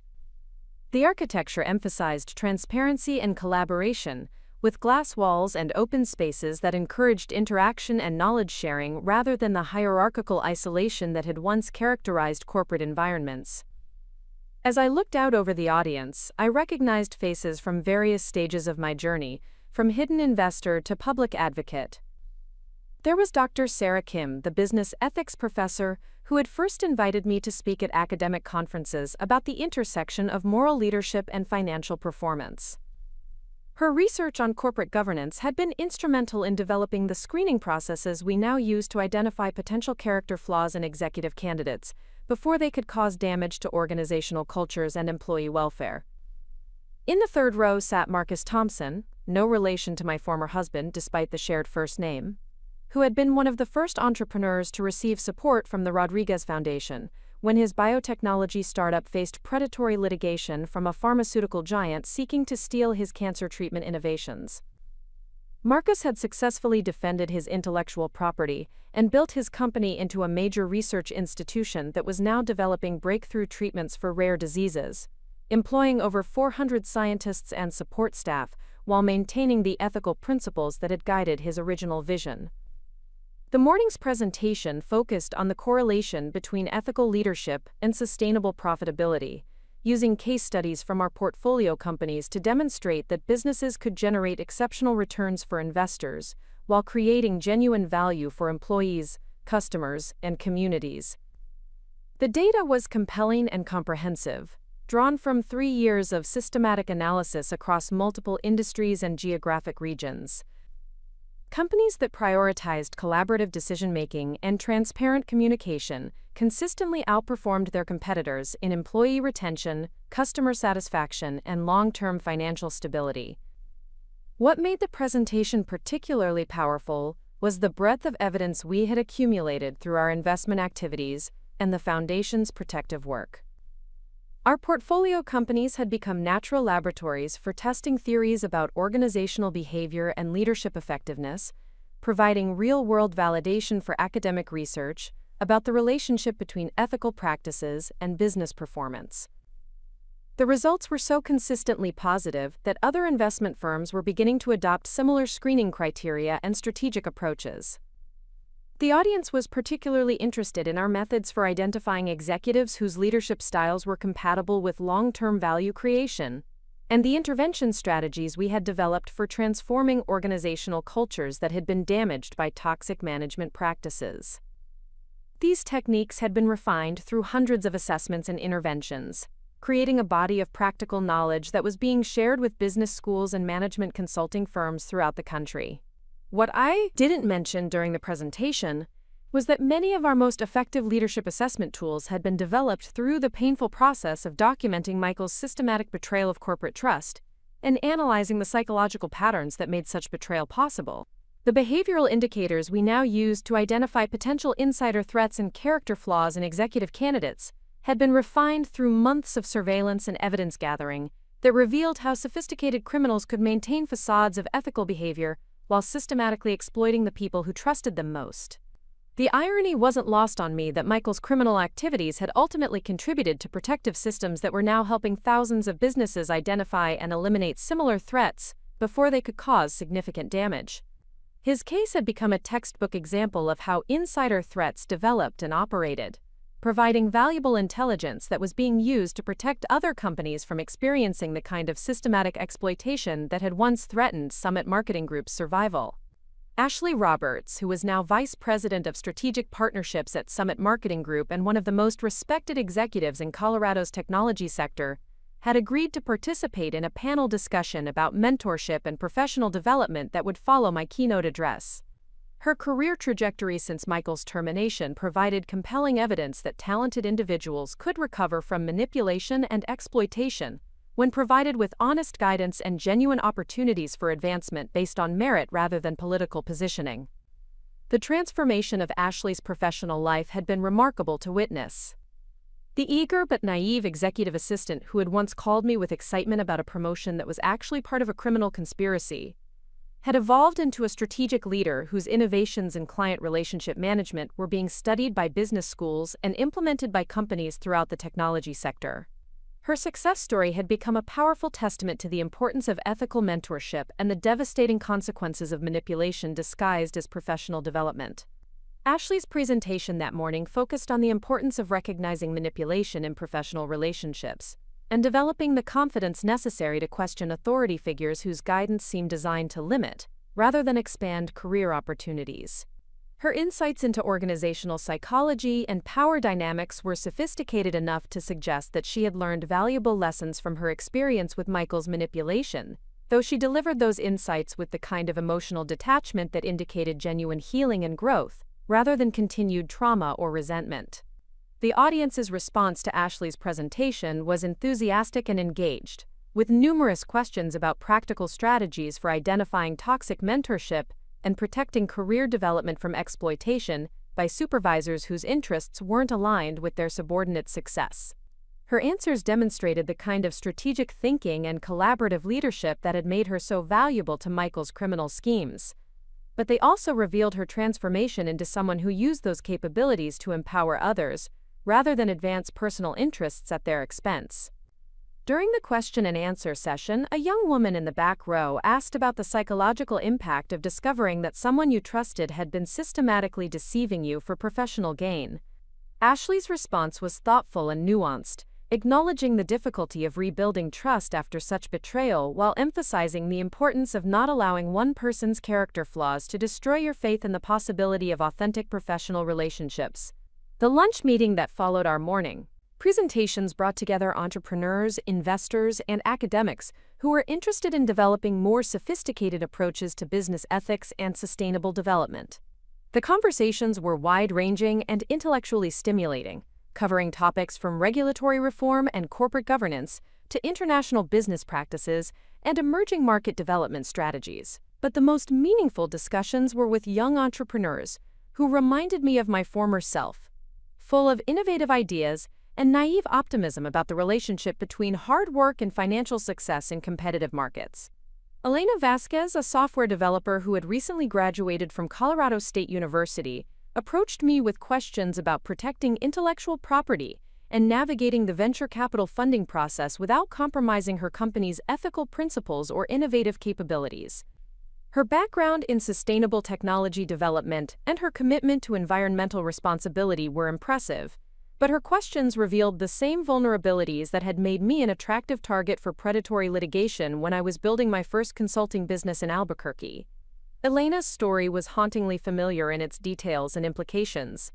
She had developed breakthrough software for optimizing energy consumption in commercial buildings, technology that could revolutionize how businesses managed their environmental impact while reducing operational costs. Her innovations had already attracted attention from several major corporations, but the interest felt more predatory than collaborative, with executives asking detailed questions about her technical methodologies while offering vague promises about potential partnerships that never materialized into concrete opportunities. The conversation with Elena reminded me why I had established the Rodriguez Foundation for Entrepreneurial Development, a nonprofit organization that provided legal support, strategic guidance, and financial assistance to emerging businesses that were facing the kind of systematic exploitation that had once destroyed my original entrepreneurial dreams. The foundation's resources had helped over 400 entrepreneurs successfully defend their intellectual property, resist predatory acquisition attempts, and build sustainable businesses that created value for all stakeholders, rather than enriching corporate raiders and legal parasites. Elena's software platform represented exactly the kind of innovation that established companies might try to steal through fraudulent litigation or systematic intimidation, rather than competing honestly in the marketplace. Her technology was sophisticated enough to threaten existing market leaders, but her resources were limited enough to make her vulnerable to the kind of legal manipulation that had once forced me to abandon my design consulting business and relocate to Denver, under circumstances that had fundamentally altered my understanding of business ethics and competitive dynamics. The Foundation's legal team, led by Rachel Davis, who had transitioned from my personal attorney to the organization's general counsel, had developed comprehensive strategies for protecting entrepreneurs like Elena from predatory business practices that exploited power imbalances and information asymmetries to eliminate competition through non-market mechanisms. Their success rate was remarkable, with over 90% of supported businesses not only surviving legal challenges, but expanding into profitable enterprises that contributed to economic development and job creation in their respective communities. Rachel's expertise in intellectual property law had been enhanced by her experience representing victims of corporate espionage and fraudulent litigation, giving her unique insights into how predatory companies operated and what defensive strategies were most effective in protecting emerging businesses from systematic exploitation. Her legal team included specialists in cybersecurity, regulatory compliance, and international business law, creating a comprehensive protective framework that could address threats from multiple directions and jurisdictions. The Foundation's intervention in Elena's case began with a thorough analysis of her intellectual property protections and business development strategies. Our legal team identified several vulnerabilities in her patent applications and licensing agreements that could be exploited by larger companies seeking to steal her innovations through technical loopholes or procedural manipulation. More importantly, they recognized patterns in the corporate interest she had received that suggested coordinated intelligence gathering rather than legitimate partnership exploration.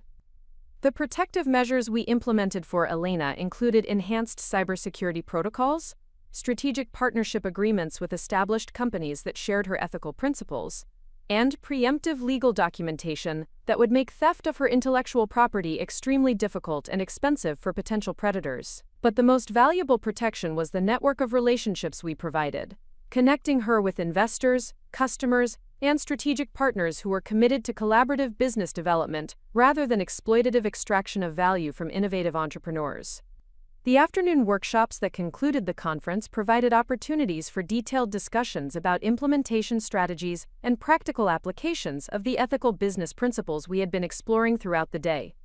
My session focused on investment criteria and due diligence processes that could identify companies whose leadership teams were compatible with sustainable growth and collaborative innovation, while Ashley's workshop addressed organizational culture development and employee engagement strategies that could transform toxic workplace environments into collaborative and productive business ecosystems.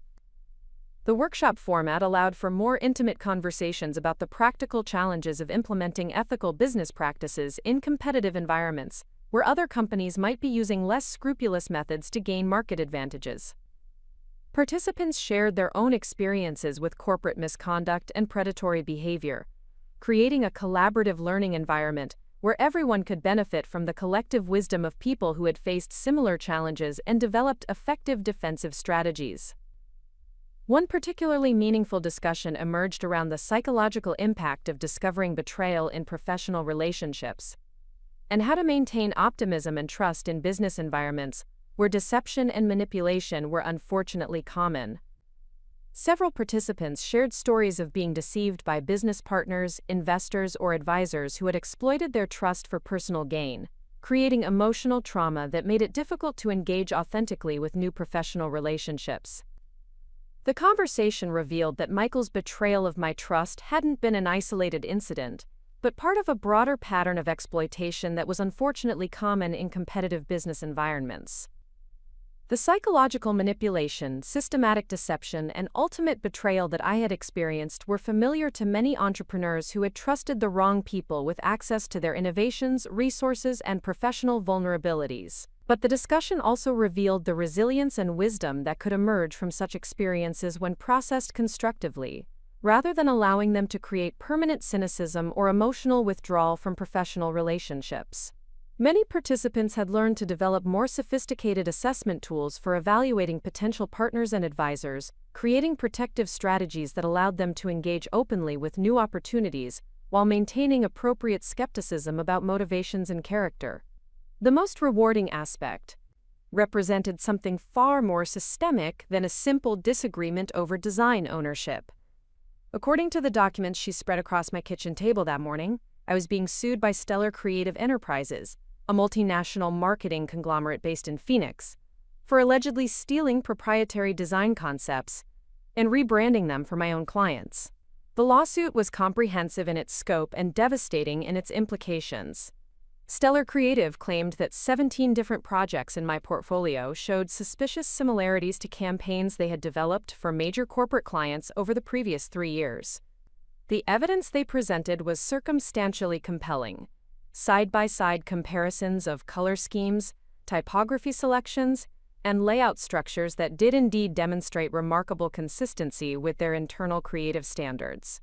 To someone without deep understanding of design evolution and industry trends, it would appear that I had systematically copied their work and repackaged it as original creative content for my own client base. The reality was far more insidious than simple copyright infringement. Stellar Creative hadn't stumbled across my portfolio and noticed similarities to their existing work. They had been systematically targeting successful independent designers throughout the Southwest, using their vast resources to manufacture intellectual property disputes that smaller competitors couldn't afford to litigate. Their business model was elegant in its predatory efficiency. Identify promising creative professionals whose work showed natural evolution of current design trends, claim ownership of those trends as proprietary innovations, then force settlements that eliminated potential competitors while generating revenue streams that required no actual creative labor. Rachel walked me through the financial mechanics of fighting their lawsuit, and the numbers painted a picture that was both predictable and terrifying. Even if I ultimately prevailed in court, which was far from guaranteed given the subjective nature of creative copyright law, the legal expenses would bankrupt my business long before we reached a final verdict. Stellar Creative's attorneys had calculated this outcome precisely, which was why their settlement offer appeared generous while actually being extortionist. I could pay them $200,000 and agree to a non-compete clause that would prevent me from working in New Mexico, Arizona, Colorado, or Utah for 7 years. Or I could spend 3 times that amount on legal fees with no guarantee of success. The non-compete provision was the most devastating aspect of their offer, because it wasn't just about eliminating me as a competitor. They wanted to drive me completely out of the regional market, while sending a clear message to other independent designers about the consequences of achieving success that might threaten established players. The geographic scope of their proposed restriction would force me to relocate to entirely different markets, where I had no professional relationships, client base, or cultural understanding of local business dynamics. Sitting in my small apartment that night, reviewing the lawsuit documents while trying to calculate whether I had enough savings to survive the legal battle they were forcing upon me, I felt something fundamental shift in my understanding of how business actually operated in America. The naive optimism that had driven my entrepreneurial ambitions was being systematically dismantled by people who contributed nothing except legal manipulation and strategic intimidation. If this was how the system actually worked, then I needed to learn to play by rules I had never imagined existed. The next 6 months were a masterclass in corporate warfare disguised as intellectual property litigation. Stellar Creative's legal team was relentless in their pursuit of information that could be used to strengthen their case or create additional avenues for attack. They demanded access to my client files, creative process documentation, and financial records going back 5 years. Of these educational activities wasn't the professional recognition or the opportunity to influence business practices on a broader scale. It was the chance to share lessons that had been learned through painful experience with people who could benefit from that knowledge, without having to endure the same devastating betrayals and systematic exploitation that had motivated my own transformation from naive entrepreneur to sophisticated investor and business strategist. Carlos Rodriguez, who had transitioned from security consultant to Director of Corporate Intelligence for Cascade Investment Group, provided an afternoon presentation about insider threats and corporate espionage that drew heavily on the evidence we had gathered during our investigation of Michael's criminal activities. His analysis of behavioral patterns and warning signs was comprehensive enough to help other companies identify potential security vulnerabilities before they could be exploited by malicious insiders. But he delivered the information with professional detachment that protected the privacy of individuals whose cases had contributed to his expertise. Carlos's presentation included detailed case studies of corporate espionage networks that had been exposed through systematic investigation, demonstrating how insider threats typically developed and operated over extended periods before being detected. The audience was particularly interested in the technological tools and investigative methodologies that had been used to gather evidence of criminal activities, and the legal procedures that were necessary to ensure that such evidence could be used effectively in both civil and criminal proceedings. The federal prosecution of Michael's corporate espionage network had resulted in convictions for 12 executives across 6 companies, with sentences ranging from 3 to 15 years in federal prison depending on the scope and duration of their criminal activities. Michael himself had received an 8-year sentence after pleading guilty to conspiracy charges and agreeing to cooperate with ongoing investigations into similar criminal enterprises operating in other regions and industries. His cooperation had been valuable enough to warrant consideration for reduced sentencing, but not sufficient to eliminate the serious consequences of systematic betrayal that had damaged multiple companies and destroyed numerous careers. The broader impact of the investigation extended far beyond individual prosecutions to include regulatory reforms and industry-wide improvements in corporate governance that made similar criminal activities more difficult to conceal and more likely to result in detection and prosecution. The Federal Bureau of Investigation had used our evidence and investigative methodologies to develop new protocols for identifying and prosecuting corporate espionage cases, while the Securities and Exchange Commission had implemented enhanced disclosure requirements for executives whose activities might create conflicts of interest or security vulnerabilities. The evening reception that concluded the conference provided opportunities for informal networking and relationship building that were often more valuable than the formal presentations and structured discussions. The conversations were relaxed and wide-ranging, covering personal experiences and professional challenges that weren't always appropriate for public forums, but were essential for developing the kind of trust and mutual understanding that supported genuine collaboration and effective problem-solving. David Kim, a renewable energy entrepreneur whose solar panel manufacturing company had become one of our most successful portfolio investments, shared updates about his expansion into international markets and his plans for developing next-generation technology that could revolutionize energy storage and distribution.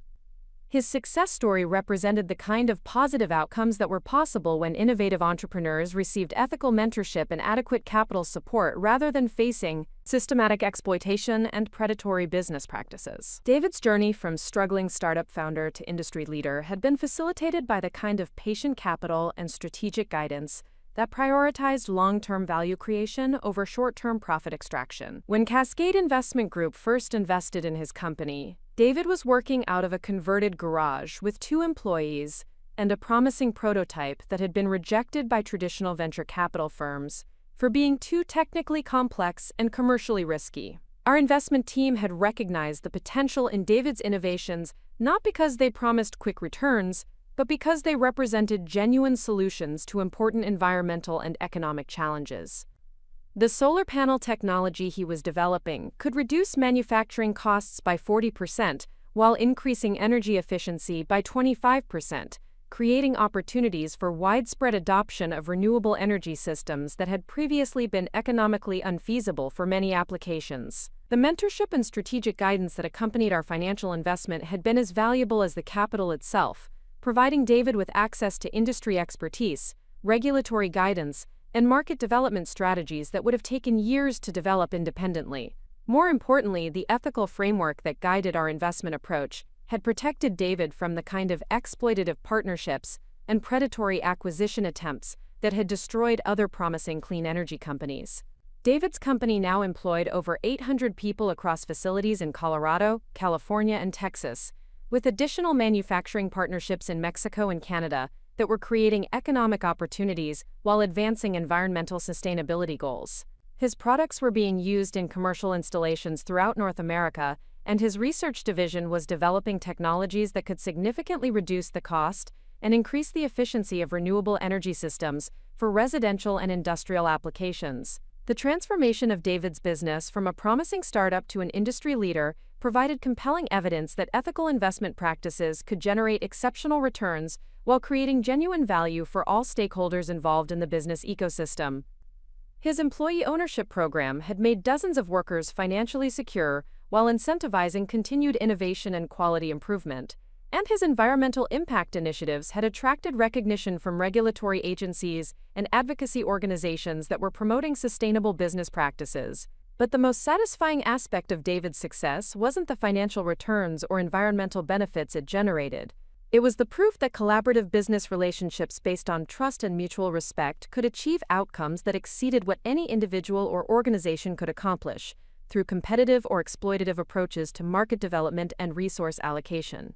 Another conversation that evening was with Dr. Lisa Chen, a data scientist who had developed machine learning algorithms for detecting corporate fraud and insider trading. Her work had been inspired by the high-profile cases of corporate espionage that had emerged from our investigation into Michael's criminal network, and she had created sophisticated analytical tools that could identify suspicious patterns in financial transactions and communications that might indicate systematic misconduct. Dr. Chen's algorithms had been adopted by several regulatory agencies and financial institutions as part of their fraud detection systems, creating technological barriers to the kind of sophisticated corporate crime that had once seemed virtually undetectable. Her research had also contributed to academic understanding of how insider threats developed and operated, providing theoretical frameworks that were being used to develop more effective prevention and detection strategies. The evening's most unexpected encounter was with Thomas Wright, a former executive from one of the companies that had been part of Michael's espionage network. Thomas had been peripherally involved in the criminal activities, but had cooperated with investigators and received probation rather than prison time in exchange for providing valuable intelligence about how the conspiracy had operated and recruited participants. Thomas's perspective on the events that had destroyed his career and damaged his reputation was complex and nuanced, acknowledging his responsibility for poor decisions, while also describing the psychological manipulation and gradual ethical erosion that had made participation in criminal activities seem reasonable at the time. His experience provided valuable insights into how otherwise ethical individuals could be drawn into corporate crime through incremental compromises and systematic normalization of misconduct. The conversation with Thomas was uncomfortable but important, reminding me that the people who had been involved in Michael's criminal network weren't necessarily evil individuals, but often were people who had made poor choices under pressure, or had been manipulated by more sophisticated criminals who understood how to exploit psychological vulnerabilities and professional insecurities. Thomas had spent the years since his conviction working as a compliance consultant, helping companies develop internal controls and ethical training programs that could prevent the kind of systematic misconduct that had destroyed his original career. His transformation from corporate criminal to ethical advocate represented the possibility of redemption and positive change that existed even for people who had made serious mistakes and caused significant harm to others. The drive home from the conference took me through downtown Denver neighborhoods that had been transformed during the years since I had first arrived in the city, as someone seeking to rebuild her career and restore her faith in the possibility of ethical business success. The coffee shop where I had once studied market dynamics and competitive relationships while developing my investment strategies had been replaced by a technology incubator that was nurturing the next generation of innovative entrepreneurs.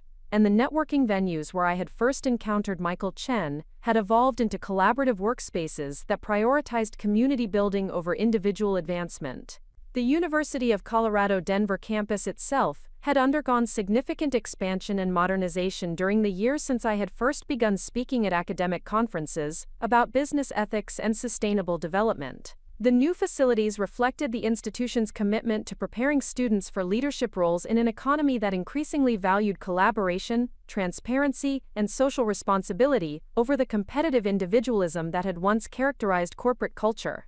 The business school had established a Center for Ethical Leadership that was funded in part by donations from our foundation and portfolio companies, creating research and educational programs that were training the next generation of executives to recognize and resist the kind of systematic misconduct that had once been accepted as normal competitive behavior. The center's curriculum included case studies of corporate espionage and insider threats, using real-world examples to teach students about the practical and ethical challenges of maintaining integrity in competitive business environments. The apartment building in Capitol Hill, where I had maintained my carefully constructed facade as a struggling freelance designer, had been converted into affordable housing for artists and entrepreneurs who were building creative businesses while contributing to the community's cultural development. The transformation of that neighborhood reflected broader changes in Denver's business culture that emphasized collaboration, sustainability, and inclusive economic development, rather than the competitive individualism that had once characterized professional relationships and industry dynamics. My current residence, a penthouse apartment in a downtown tower that Cascade Investment Group had helped finance, provided panoramic views of the Rocky Mountains and the growing city that had become the foundation for everything I had built since arriving, with nothing except hard-earned lessons about business ethics and strategic deception. The apartment was furnished with artwork from local galleries and craftspeople whose businesses had received support from our foundation, creating living spaces that reflected my commitment to community development and collaborative economic growth. The contrast between my current circumstances and the modest Capitol Hill apartment where I had once performed financial struggle, while secretly controlling a business empire worth hundreds of millions of dollars, was striking in its symbolic significance.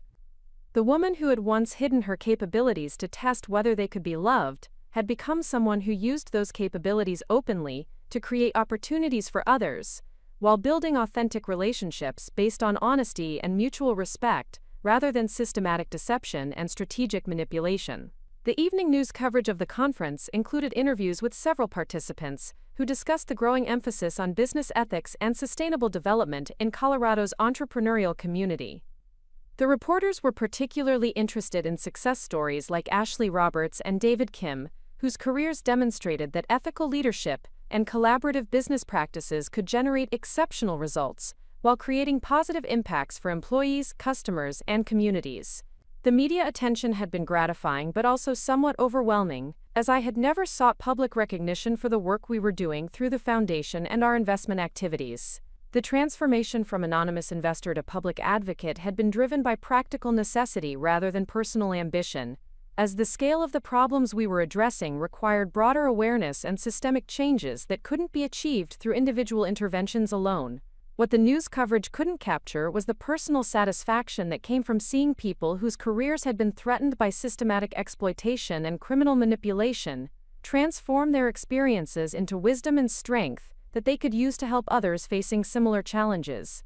The painful lessons that had been learned through Michael's betrayal were now being applied to protect hundreds of entrepreneurs and thousands of employees from the kind of devastating consequences that had once seemed inevitable for anyone who challenged established power structures or threatened entrenched business interests. The following weeks brought a series of meetings and presentations that had been scheduled as follow-up activities to the conference, including consultations with government agencies that were interested in incorporating our fraud detection methodologies into their regulatory oversight programs. The Federal Trade Commission had requested detailed information about our due diligence processes and behavioral assessment tools, while the Department of Justice was exploring ways to use our investigative techniques in their ongoing prosecutions of corporate espionage cases.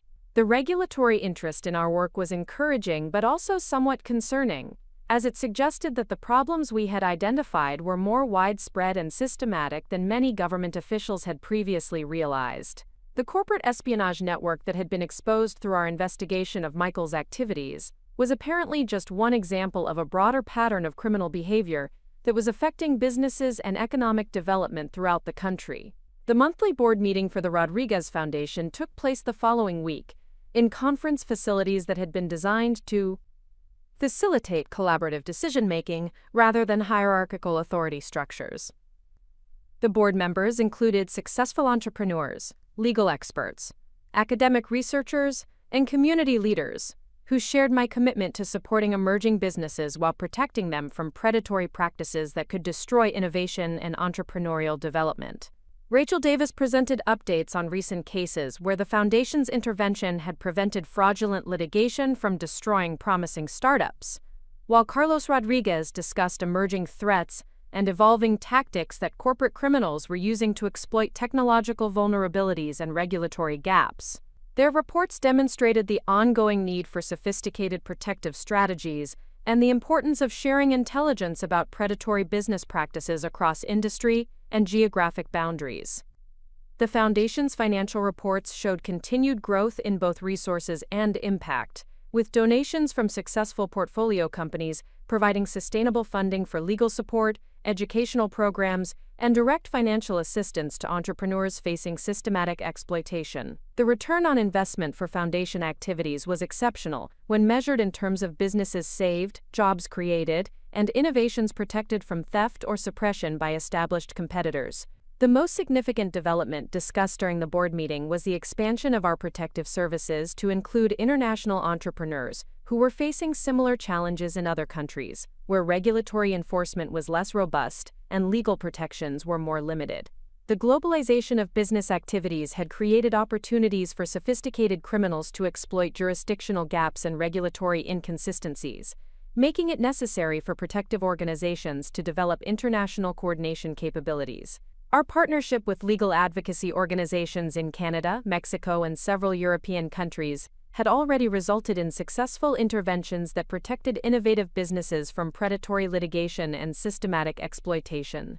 The cross-border cooperation had also provided valuable intelligence about how corporate espionage networks operated internationally, contributing to law enforcement efforts to disrupt criminal organizations that had been operating across multiple jurisdictions. But the most meaningful metrics weren't financial or operational but personal, represented by thank you letters from entrepreneurs whose businesses had survived legal challenges that could have destroyed their companies and devastated their families. These testimonials provided evidence that the Foundation's work was creating real differences in people's lives while contributing to broader cultural changes that made the business environment more supportive of innovation and collaborative development. One particularly moving letter came from Patricia Gonzalez, a biotechnology researcher whose cancer treatment innovations had been targeted by a pharmaceutical corporation seeking to steal her intellectual property through fraudulent patent challenges. The Foundation's legal intervention had not only protected her innovations, but had also resulted in a partnership agreement that provided her with the resources necessary to accelerate her research while maintaining control over the commercial applications of her discoveries. Patricia's treatment protocols were now being used in clinical trials at major medical centers throughout the country, with preliminary results suggesting that her innovations could significantly improve survival rates for patients with aggressive forms of cancer. The potential impact of her work was enormous, representing the kind of breakthrough that could save thousands of lives while creating new opportunities for medical research and pharmaceutical development. The protection of Patricia's intellectual property had required sophisticated legal strategies and substantial financial resources, but the investment had been justified by the potential benefits to public health and scientific advancement. Her case demonstrated the importance of protecting innovative researchers from predatory business practices that could delay or prevent the development of life-saving treatments. Michael's scheduled release from federal prison was still several years away, but his cooperation with ongoing investigations had provided valuable intelligence about corporate espionage networks operating in other regions and industries. The information he had provided had contributed to additional prosecutions and regulatory actions that were gradually reducing the prevalence of systematic corporate crime, while increasing the likelihood that such activities would be detected and prosecuted effectively. The transformation that had begun with his betrayal of my trust had expanded far beyond individual accountability to include structural changes in corporate governance, regulatory enforcement, and business culture that were making predatory practices more difficult to implement and more likely to result in serious consequences for perpetrators. The woman who had once lost everything to corporate criminals had learned to use her experience and resources to create systematic protections for others facing similar threats. The psychological impact of Michael's imprisonment had been complex and unexpected, creating feelings of satisfaction about justice being served while also generating sadness about the waste of human potential and the destruction of relationships that had once seemed meaningful. The man who had systematically betrayed my trust and exploited my emotions had also been someone I had genuinely loved, making his transformation into a convicted criminal both validating and heartbreaking. The letters he had written from prison had been apologetic and reflective, acknowledging the harm he had caused while expressing genuine remorse for his choices and their consequences. His cooperation with investigators had been motivated partly by legal strategy, but also by apparent recognition that his criminal activities had damaged innocent people who had trusted and depended on him for guidance and support. The evening's final commitment was a dinner meeting with Maria Santos, the architect whose sustainable building designs had attracted attention from construction corporations seeking to steal her innovations through fraudulent litigation. Maria's case had been one of the Foundation's most complex and successful interventions, resulting not only in the protection of her intellectual property, but also in criminal charges against executives who had been systematically targeting minority-owned businesses with legal manipulation designed to steal their innovations while destroying their competitive capabilities. Maria's architectural firm now employed over 100 people and had designed sustainable buildings in 8 countries, with recognition from environmental organizations and regulatory agencies that were promoting green construction practices and energy-efficient development strategies.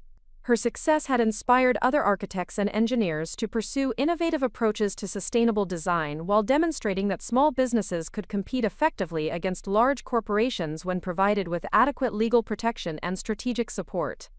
The conversation with Maria reminded me of the broader purpose that had emerged from my experience with Michael's betrayal and the systematic deception that had been necessary to expose his criminal activities.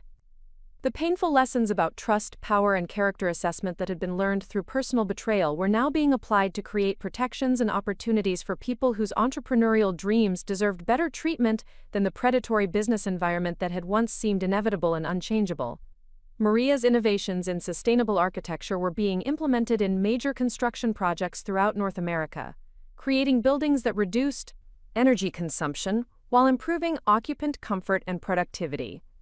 Her designs had been adopted by several major corporations as part of their environmental sustainability initiatives, generating substantial licensing revenues while advancing broader goals of reducing carbon emissions and environmental impact.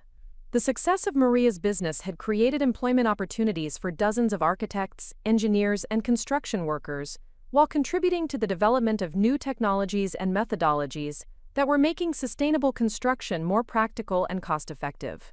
Her employee ownership program had created financial security for her team, while maintaining the collaborative culture that had been essential to her innovative achievements. The view from my apartment windows that night encompassed a city that had been fundamentally transformed during the years since I had first arrived, seeking to rebuild my career and restore my faith in the possibility of ethical business success.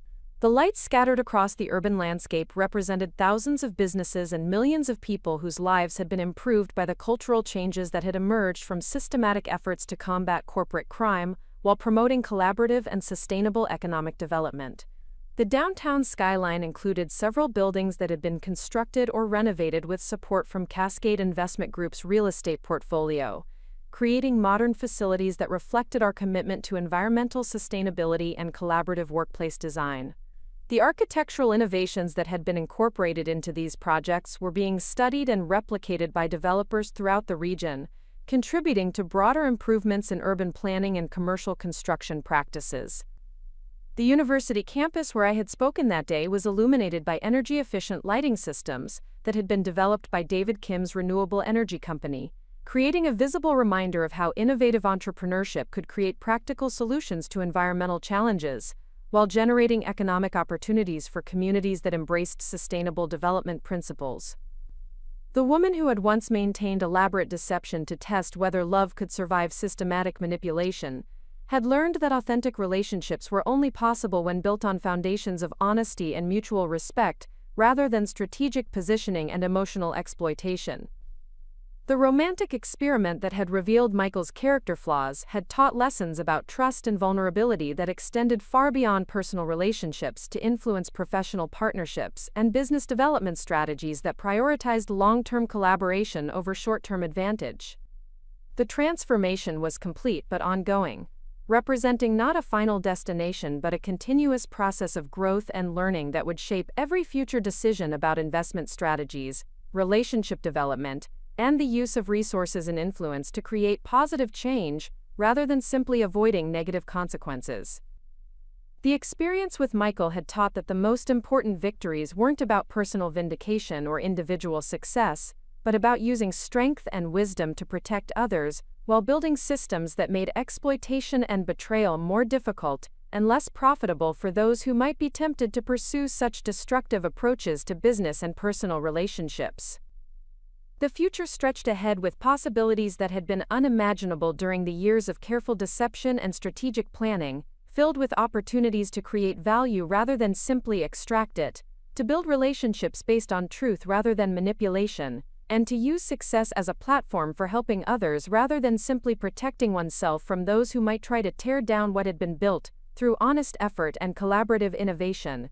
The Foundation's work would continue expanding to protect more entrepreneurs and expose more predatory practices, while Cascade Investment Group would keep demonstrating that ethical business practices could generate exceptional returns, while creating genuine value for all stakeholders. The lessons learned through Michael's betrayal would keep being applied to create positive change that extended far beyond the original circumstances that had motivated the investigation and eventual prosecution of his criminal activities.